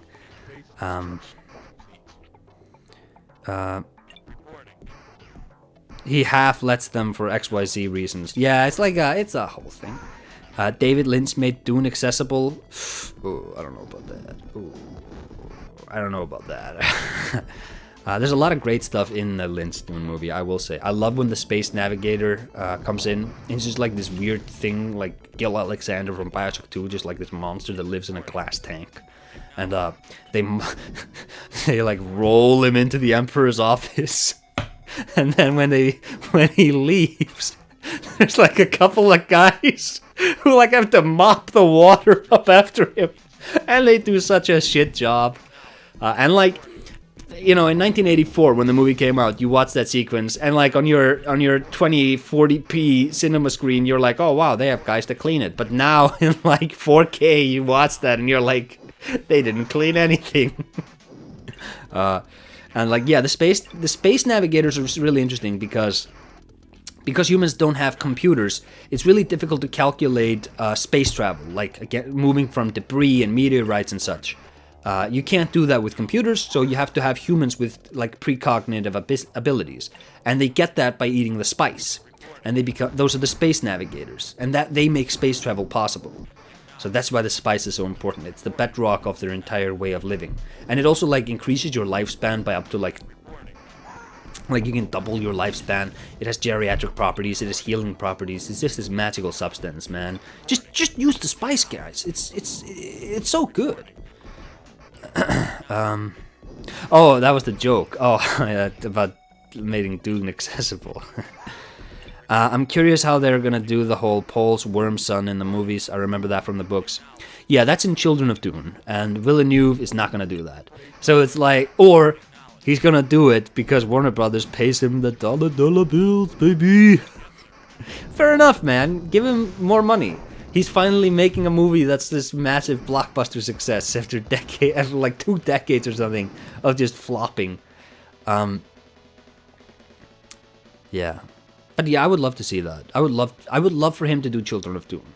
I would love for somebody to try give God Emperor of Dune, give it a crack. That is an unfilmable monstrosity of a book. But give it a crack, man. Just try it. I remember my brother mentioned the blinding part over a decade ago when I was first reading the first book. Yeah. I like when Sting milks the cat. They have to milk the cat to get the poison antidote. It's like really weird. All of his movies are really good. Oh, Villeneuve, he does not miss. All of his movies are good, but they do not make money.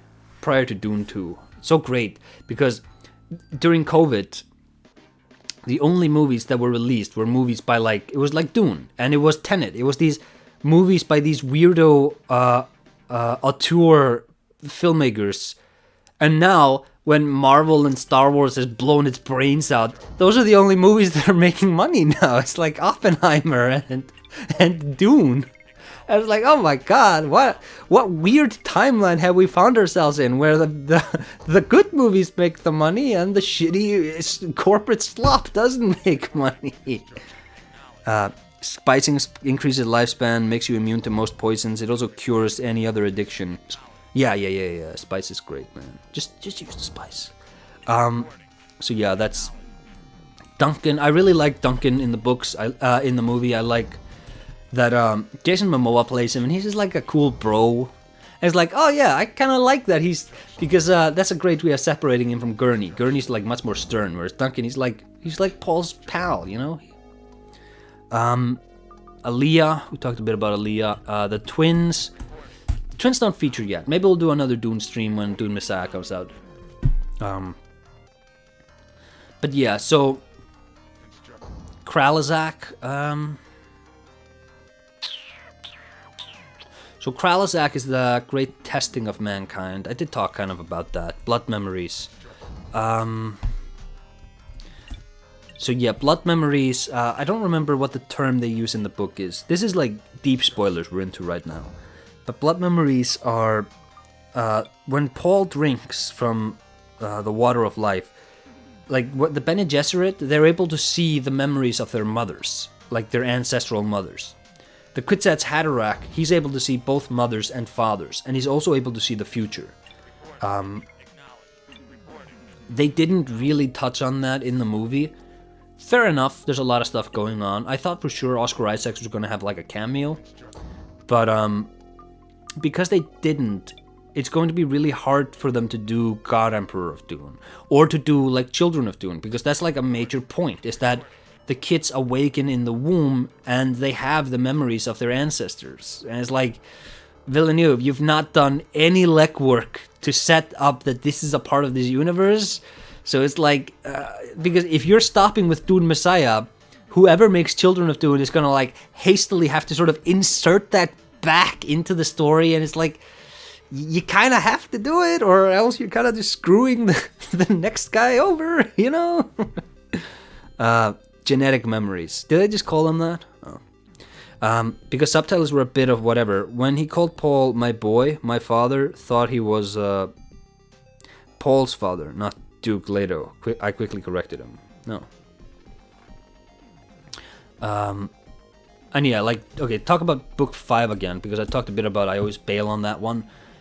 Dune 4 is this sort of meditation on what it takes to actually free mankind from being governed. And the God Emperor, he imposes 4,000 years of tyranny on mankind to sort of make humanity hate safety, make them hate this idea of retreating to just mindlessly being ruled by something. He tries to thread that into the DNA of humanity, just breeds it into them.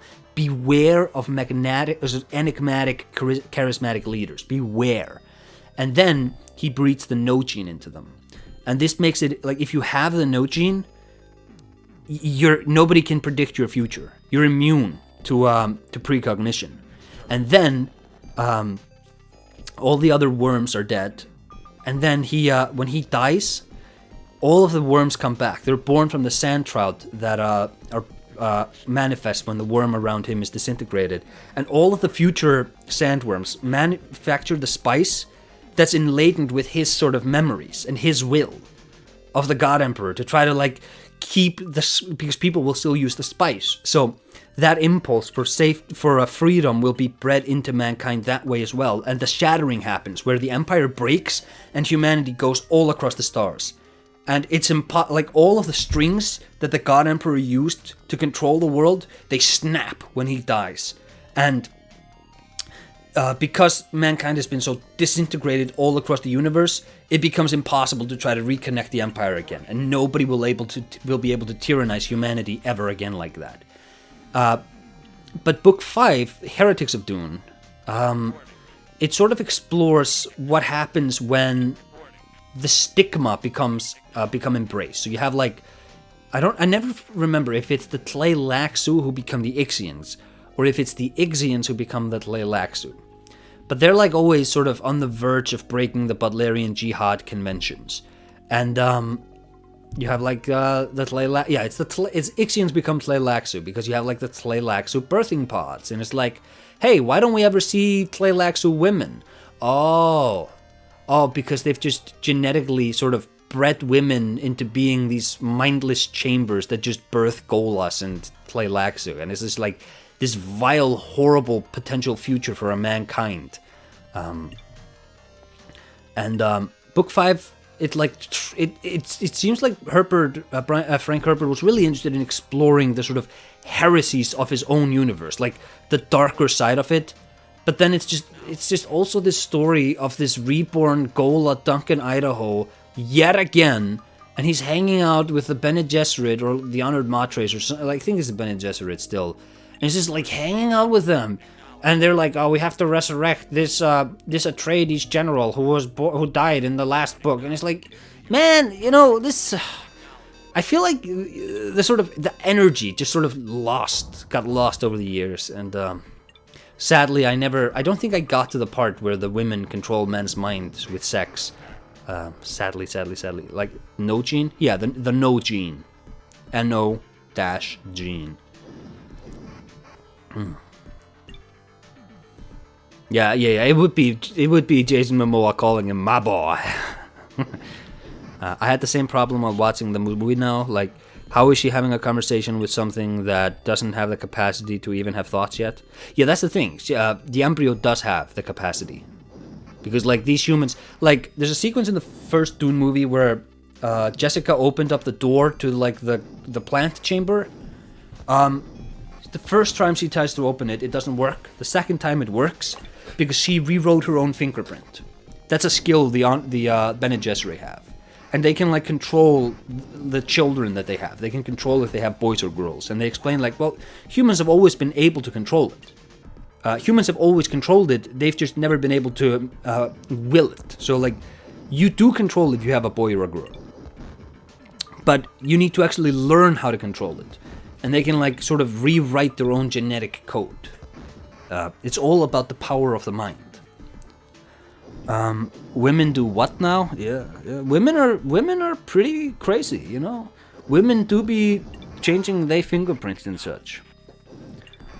So get better locks. What WTF is going on in the books?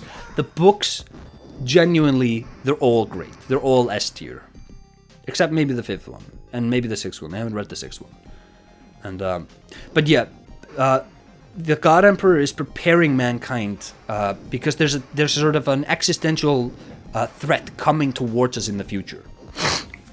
And it's this, if you remember the movie, the first movie, where that little mosquito fly was trying to kill Paul, it's a Tleilaxu assassination weapon. And the great threat is that these guys are going to create a weapon that's going to become so good, it's going to become sentient to some capacity, and it's just going to hunt mankind down all over the universe and kill us all. But the God Emperor, he foresaw that, and he was like, it's kind of like with AI now, where it's like, hey, why are we developing this technology? Nobody likes this. But where, you know, this thing is coming towards us, and we're not ready for it. And the God Emperor, he made sure that we're ready. He like, first of all the humans that are left, they will all desire freedom. And they'll all be fragmented across the world, so they won't be able to be centrally destroyed. And they they won't be able to be tracked by precognition. So all the weapons that could have been used against mankind have been disarmed. And that's just, it's great, it's great. Are the sandworms natural creatures? Yes. So they come from sand trouts, which are when you put a sand trout in water, it just changes the water and terraform. Because Arrakis wasn't always a desert planet; it was like a watery paradise planet. But the sand trout transform it into a desert planet, and then when they reach sort of an unstable mass, or a critical mass, I should say, they merge and create the sandworm. But if you put the sandworm in water, you can get it to dissolve into the sand trout again. And they like subsequent books. They like create a goal of the God Emperor and such. Things go crazy. A weapon to surpass Metal Gear, indeed. So that's why I bail on book number 5. Brian Herbert didn't get Dune. So this is something we talked about way back. Like, I don't know if he got Dune or not. I haven't read his Dune books, but he and Kevin J. Anderson, I think his name was, did 2 more Dune books. That's The Hunters of Dune and Sandworms of Dune. I think it's those 2. And in there we learn that the great threat that was facing mankind was machines that survived the Butlerian Jihad. And it's like, oh no, machines weren't, it's not like humans didn't fight against the AI. Humans fought against the humans that controlled the AI.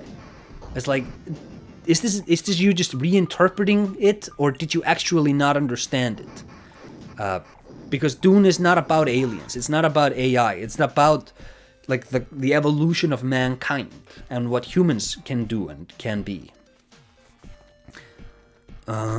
Yeah, Brian Herbert turned the thinking machines into literal robots akin to Terminator. Yeah, and it's like, on one hand, that could be interesting, where it's like, okay, you know, we did the Butlerian Jihad, and mankind avoided the AI path. And we spent 6,000 years or whatever cultivating ourselves in this different direction. But now, the AI question is back. And the question becomes, are we better than the AI? Like, is this still a fight we need to worry about? Like, you can imagine ways of reintroducing that into this universe and asking the question, but ultimately I think that I don't like that. I don't like that that's the direction they went with. But like, I don't know if he didn't get it or if they just different points of emphasis or whatever. I don't think they've ever released Brian Herbert's notes. The Road to Dune has like excerpts and like short stories and such, but all of their like the Butlerian Jihad story prequels and House Karenin and all that stuff, apparently it's all based on the notes of Frank Herbert, but I would like to just see the notes. I don't want to see like you guys doing your own takes on the notes, because I just want the notes. Just give me the notes.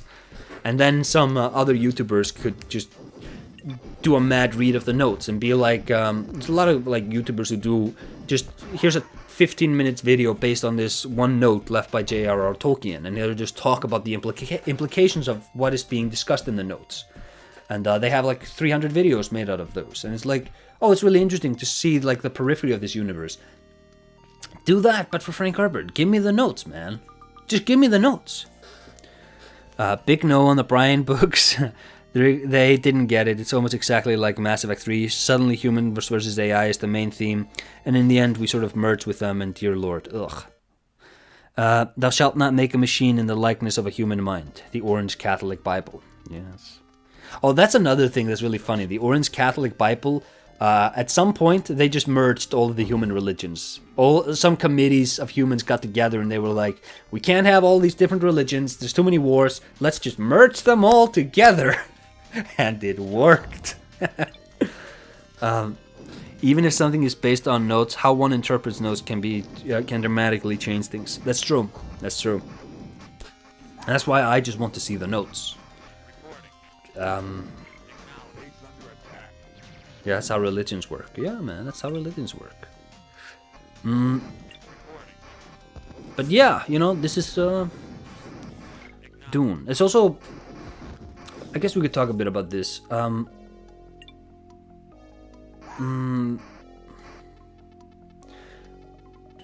The religions, they evolve over time. So they call the worm Shai-Hulud. It's the maker. But like the God Emperor, the interpretation of the worm has changed to become Shai-Hatan. And Shai-Hatan is Satan. It's Satan, right? It's very clever wordplay. But like the idea is that the Shai-Hulud used to be the good maker, but now because of the tyranny, they've reinterpreted it to be like, oh no, actually the worm is evil. And then, like, when he dies and the worms take Araki's back, they re-terraform it into a desert planet that produces spice again. And he had, like, manipulated the space navigators and all the guilds by just... He alone had access to manufacturing spice and such. But yeah. Release the Acer notes. They are there. I know it. Listen, my notes are not for you. You're never getting those notes. Yeah, how subtle. Yeah, like, how subtle. But actually, when you read it, because you're reading, like... Mati and Muad'Dib and Uzul, and you're reading all these like make-believe words that sound vaguely Arabic. When you go like Shai-Hulud and Shai-Hatan, it didn't register for me the first time. It wasn't until I think I saw it in a video, like Quinn's Ideas or Alt-Shift-X or somebody talked about it, and they brought up how like Shai-Hatan is like Satan, and I was like, oh yeah. My notes are too strong for you, traveler. Yeah. Silent Hill 4 commentary, Silent Atan Hill 4 commentary, and it's really subtle symbolism. It means Satan Hill. But if anybody out there is even remotely interested in what we've been talking about and hasn't seen the movies, I really recommend checking out the Denis Villeneuve movies. They're not as imaginative or as silly as the books, but they're still really good. And he emphasizes certain aspects of the book and doesn't really touch much on others, but it's still, you know, he made good creative choices, and those movies are really, really good. Highly recommend. This is not a sponsored stream, by the way. I'm doing this stream out of my own damn pocket, damn it. But yeah, so any Dune questions, or do we want to wrap this up? Because I have cleared off my list.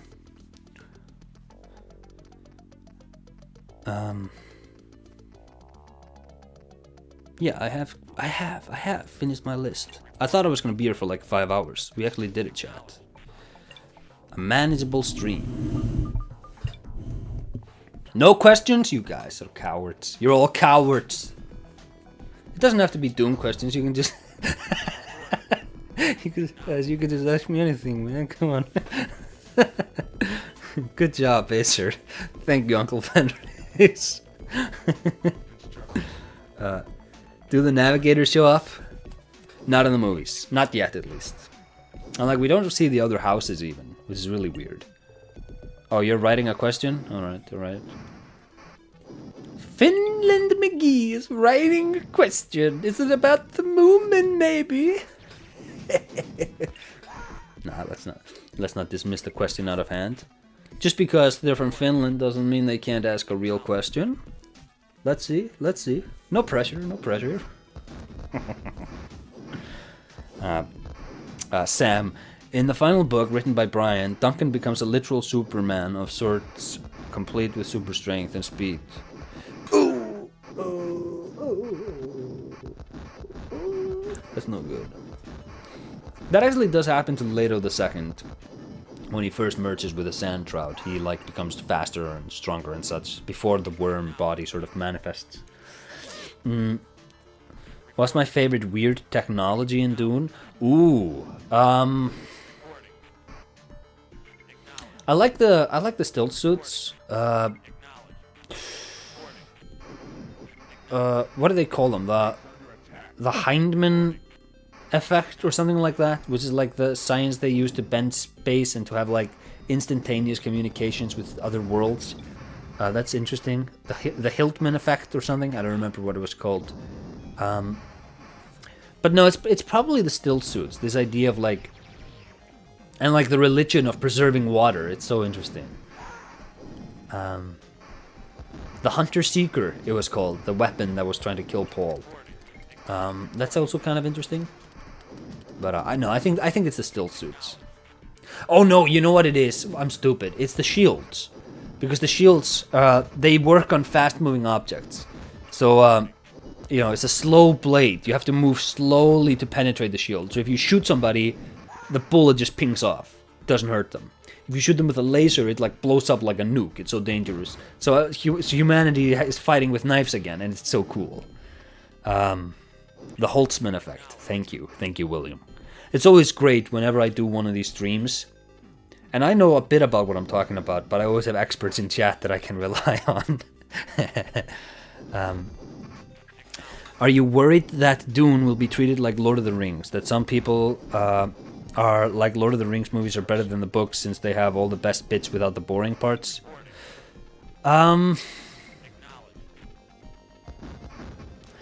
This is gonna sound a bit pretentious. I think the Dune books are just smarter books than the Lord of the Rings books. And I think the average Dune fan is a lot more in tune with the weirdness and the silliness and like the serious approach to science fiction and politics and themes and such than the average Lord of the Rings fan is. Because Dune is blowing up now like 20 years after the internet became a thing. There has been a lot of time for an internet community to be bred around this prior to the movies. So people are already discussing like the metaphysics and the implications of the story and the ideas.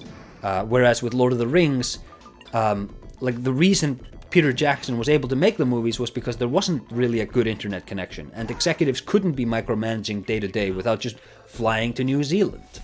So he got a lot of creative control that way. So no, I don't think that. I am a bit worried that it's going to become like Game of Thrones, where they just milk it, and it's like, oh, you're getting a new Game of Thrones show every year, and you're like, okay, this might be good if they do it well, but are they going to do it well? Well, and like, there's not a lot of stories in the Dune universe I care about. They were doing this Bene Gesserit, like the Sisterhood or the Motherhood show, where it's like, I don't care about that. I care about the like Paul Atreides. I care about his kids, and that's basically it. Like, I don't give a crap about the Spacing Guild or the Navigators or anything like that. Screw those guys. Yes, the shields. Yes, the shields are the best one. Hey, Metro Project, you're coming in here right at the end of this stream. In the Sam, in the Dune prequel series written by Brian, there's a dwarf woman named Norma who becomes a psychic goddess who travels across dimensions. Yeah, that's stupid. Non-Russian plays Genesis Dune 2. I don't know, man. I'm not playing this. This is a video. It's entirely possible. Let's see. Reinc.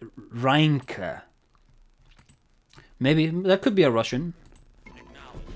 Did you play any Dune hacks, by the way? No, I've never played a Dune video game. 6th Atreides mission. Like again, like I said, I love it when when the experts come into the streams and I'm like, oh yeah, so Paul Atreides is a guy. He's like a guy, and he comes from a long line of Atreides and the Pauls, and he doesn't come from a desert planet. He lives on one. But then the people literally in chat are like, this guy doesn't know anything. Oh yeah, that's a bit. I'm sorry. Apparently Tolkien disliked Dune. Oh yes, Tolkien did dislike Dune. I remember. I don't remember because Frank Herbert. Do we want to close out on that? I can probably find it. Frank Herbert. We could close out on the video where Herbert and Tolkien are talking about like, well, I didn't really like that.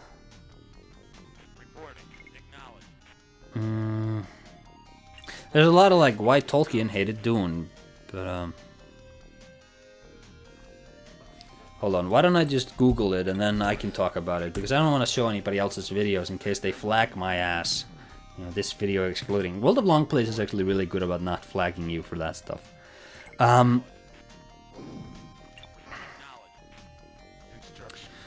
anti-religious message. No, it was. Yeah, it was the political and cultural messages of Dune were really sort of cynical and depressing. Which and Tolkien, you know, he was a lot more enamored with love and childish things of that nature.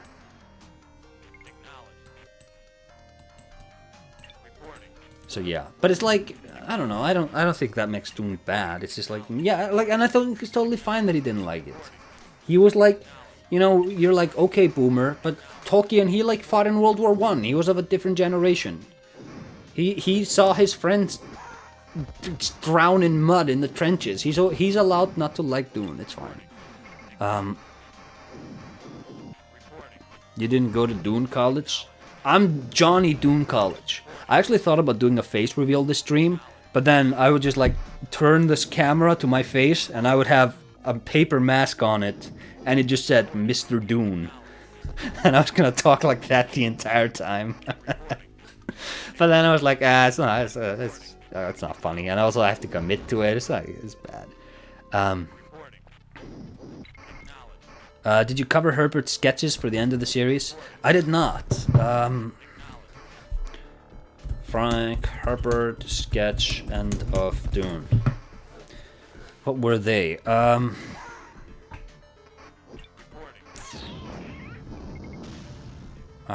I don't have it here. Did Tolkien like anything that wasn't traditional English culture and history? Do you want to stream any Dune hack? What do you think about them? I don't know. I've never played any Dune video game. I don't know anything about that stuff. I would love to play, like, I'm not a big RTS guy generally. This is just background footage while we talk, but you know, I would really like it if there was a really good Dune video game, but and I don't think it's impossible to make one, but you know, you gotta find the right person, and you gotta just frickin' do it, you know? Have I ever read The White Plague? It's another novel by Frank Herbert. I have not. But he also wrote the, what's it called? The Lazarus Factor or something like that. And I was interested in reading that. I did read Spice World, which is also by Frank Herbert. And I think it's by Brian Herbert and Kevin J. Anderson, but it's like based on this rough script for a novel by Frank Herbert. And it's basically Dune. It's like an alpha version of Dune before he, like, everything was set in stone, like everything was in place. It's a short novella. It's like 60,000 words.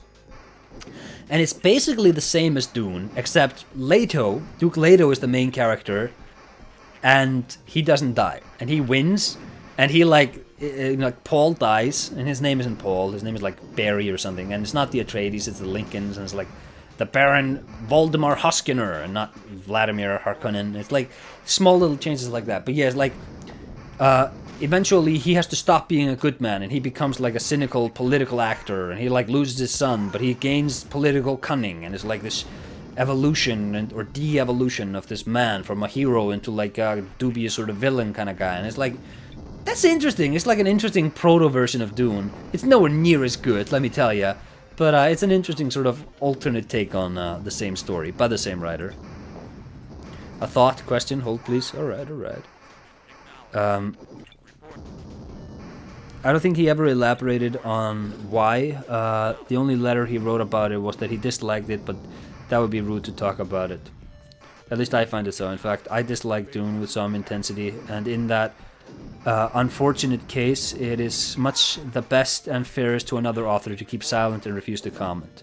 Yeah, and like, I think Tolkien was really, I think that's a really sort of mature way of handling it, where it's like, yeah, I don't like it, but, you know, he's like throwing shade, but then he's like, oh, but like, it would be immature of me to elaborate. Like, okay. Anyone remember when Warcraft meant RTS game? Is Spice World where Spice Girls live? Yeah, I think so. And they eat the melange. I think one of the Spice Girls is a member of the Bene Gesserit. But yeah, William, that's the question. So they changed the Fremen Chani, so there's two groups, one fundamentalist, one not. In the books, all the Fremen are believers of the prophecy. It's not played for comedy in the book at all. No, okay. I didn't like I like the idea of like this is like an interesting idea of like, well, you know, just because they're Fremen, that doesn't necessarily mean they believe in the prophecy. And like the younger Fremen maybe don't believe it, and like they live further removed from the sort of Mecca, the like religious site, so like they're not as connected to it as Stilgar and the Southerners are. But it's kind of like, it feels kind of like this is an issue I have with The Last of Us 2, where the cultural attitudes of the younger generation doesn't feel real to me. It just feels like, you know, this sort of cynical, sarcastic sort of personality model. I don't see how Arrakis is able to manufacture them. Like, how does this, like these characters don't seem real. Stilgar feels real to me. And like there's a line between like, hey, isn't this kind of a funny character, but also like they play it straight. But with Chani and like the other girls she hangs out with, and like the kids of Paul's age who don't necessarily believe in it right off the bat, it's like, but you live in this universe. Why wouldn't you believe it? What, like, it's weird. And they all end up as fundamentalists except Chani. Yeah, I didn't like that change because so the movie ends with Chani and she's like riding away from Paul, and the whole holy war bit. But in the book, she has a conversation with Jessica, and the book ends with Jessica explaining that, yeah, he's gonna marry Irulan, but like history will remember Irulan as his wife, but history remembers us as their women. And she's talking about herself and the Duke, and she's talking about Chani and Paul. And I think that's a much more beautiful message, because that's sort of what does the whole thing in. Like, for all of the scheming of the Bene Gesserit, it was all undone because Lady Jessica, she loved Duke Leto, and she was like, oh, he wants a son, I want to give him a son, even though I've been ordered to give him a girl. And all of this politicking and scheming behind the scenes, it was just undone because, you know, a man and a woman loved each other. And I think that's like, oh yeah, that's kind of like a really optimistic and beautiful message. And the same applies to Paul and Chani.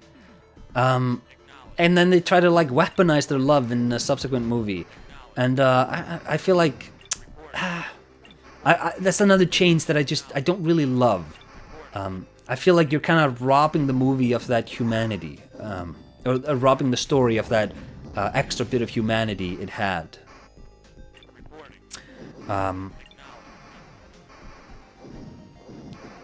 Yeah, they were Americanized because they lived closer to ports. Yeah, like, I could see that. It's like, yeah, because they probably talk to the smugglers. They probably get, like, pornos and such from... they get, like, Hollywood movies. And they're like, you know, it's kind of like, you know, if you look at, like, communism in 1930 versus communism in 1970. In 1970, it's like, oh, this thing is dead. Like, the kids in communism in 1970, they didn't join the party because they believed. They joined to get a job. And it's like a very sort of different cultural attitude if you join young versus, like, on the ground floor versus when you join later and you've had an interaction with the rest of the world. But no, they live in the desert. They're all religious fundamentalists. Like, how could you not... Like, I think there's even a quote... There's a quote in the book. I think it's even in the movie where they're like, Arrakis is hell. And the only way to survive Arrakis, the only way to survive hell, is to be a religious fundamentalist. And it's like... But then some of them are and some of them aren't. It's like... I don't know. It's not how I would have done it. If I'd have made that movie, things would have been different, I tell you that. The one person in the whole planet that doesn't believe it. Yeah. I mean, it's like, also, like, Chani knows Paul, like, more intimately than everybody else, so maybe, like, she doesn't see the sort of Roman marble statue. She's been up close, she knows about all the little cracks, and she knows how human he ultimately is. So there's something to that, but, I feel like maybe if they played more into that, I wouldn't mind the change so much, but, you know, it's still a great movie, guys. Yeah, God created Arrakis to train the faithful. Thank you, Crunchy. I love that line. And, yeah, it's like, but also like, some of them are just like hanging out. It's like, okay, I guess. To throw Brian Herbert a bone, his Dune books are good science fiction. They just don't work with the Dune series his father created. Yeah, I could see that. I could see that. They could have kept Chani in the book and still had her be a badass. Paul would regularly have to deal with duels, challenges. Chani started killing the ones who weren't worthy. Yeah. That's a fair take. I kind of like how the southern ones were fundamentalists while the northern ones are nationalists, but it was ultimately an unnecessary change. Yeah, it's like, I think if Chani had stayed with Paul, I think it would have probably, like, if they had that moment where Jessica talks to Chani and she's like, you have, like, because you don't end you end the movie on, like, the holy war has begun, your brother is fighting them. But if you instead ended on, like, hey, you know, Chani, you know, you can just love each other and that's fine. Like, I think that's a much more beautiful place to end it on. And speaking of ending it, chat, this was the Dune stream. I think this is the first stream I've done that's not explicitly video game related. It needed more scenes of people talking. The first movie, a friend of mine likes the first movie better. And I think it's fair because you have so many more interesting characters in it who are having interesting conversations with one another. And it's like, because you have Jason Momoa, and you have Josh Brolin, and you have Bardem, and you have Poe Dameron, and you have Rebecca Ferguson, and Timothée Chalamet. It's like just a much more vibrant cast, and the story is so much more focused on their interactions. Whereas movie 2, because it has this more epic scope, like, it sort of is disconnected from the human element, but also it's like you're hanging out with Paul and Chani, and like, I'm not feeling it. I don't feel this tragic romance between them. I don't think Chalamet and Zendaya have really good chemistry together, really. Maybe if they'd have hired Paul Atreides, who was more of a hunk, I could have believed it. Maybe I could have seen more of myself in him. I could have empathized with him. But it is what it is, and we have little twig boy, femboy, twink, Hitler Messiah in Timothée Chalamet. It is what it is. Madison, yeah, you're very late. We're about to wind it down now. I'm sorry. But you can watch the VOD. There's not a lot of breaks. There's ample spoiler warnings. No coffee breaks. I didn't get up to get coffee. I drank a couple of cups of coffee. I think this is a good stream. A good sort of train of thought. Not a lot of ums and ers and duh and not a lot of moments where we got lost in the weeds or whatever. But yeah, maybe one day I'll do a 4-hour video about like my thoughts on Dune, and maybe I'll do that before I do the Silent Hill 4 commentary. What do you say? What do you say, guys? Damn same. Yeah, sorry, Godot. But I have to get to work. Daddy needs to work tomorrow, so I can't just stream Dune forever, sadly. But yeah, that's that. Somebody wants to continue the Dune conversation, you can join the Discord. There's a link in the description. Probably gonna have a bit of a Dune talk. Maybe we have some Godzilla talks today. You can do that. Everybody's welcome to that, of course. But other than that, chat, thanks everybody for watching. I'm Acer, you know me. You watch my stream, you damn well better know me. So yeah, thank you everybody. Bye-bye.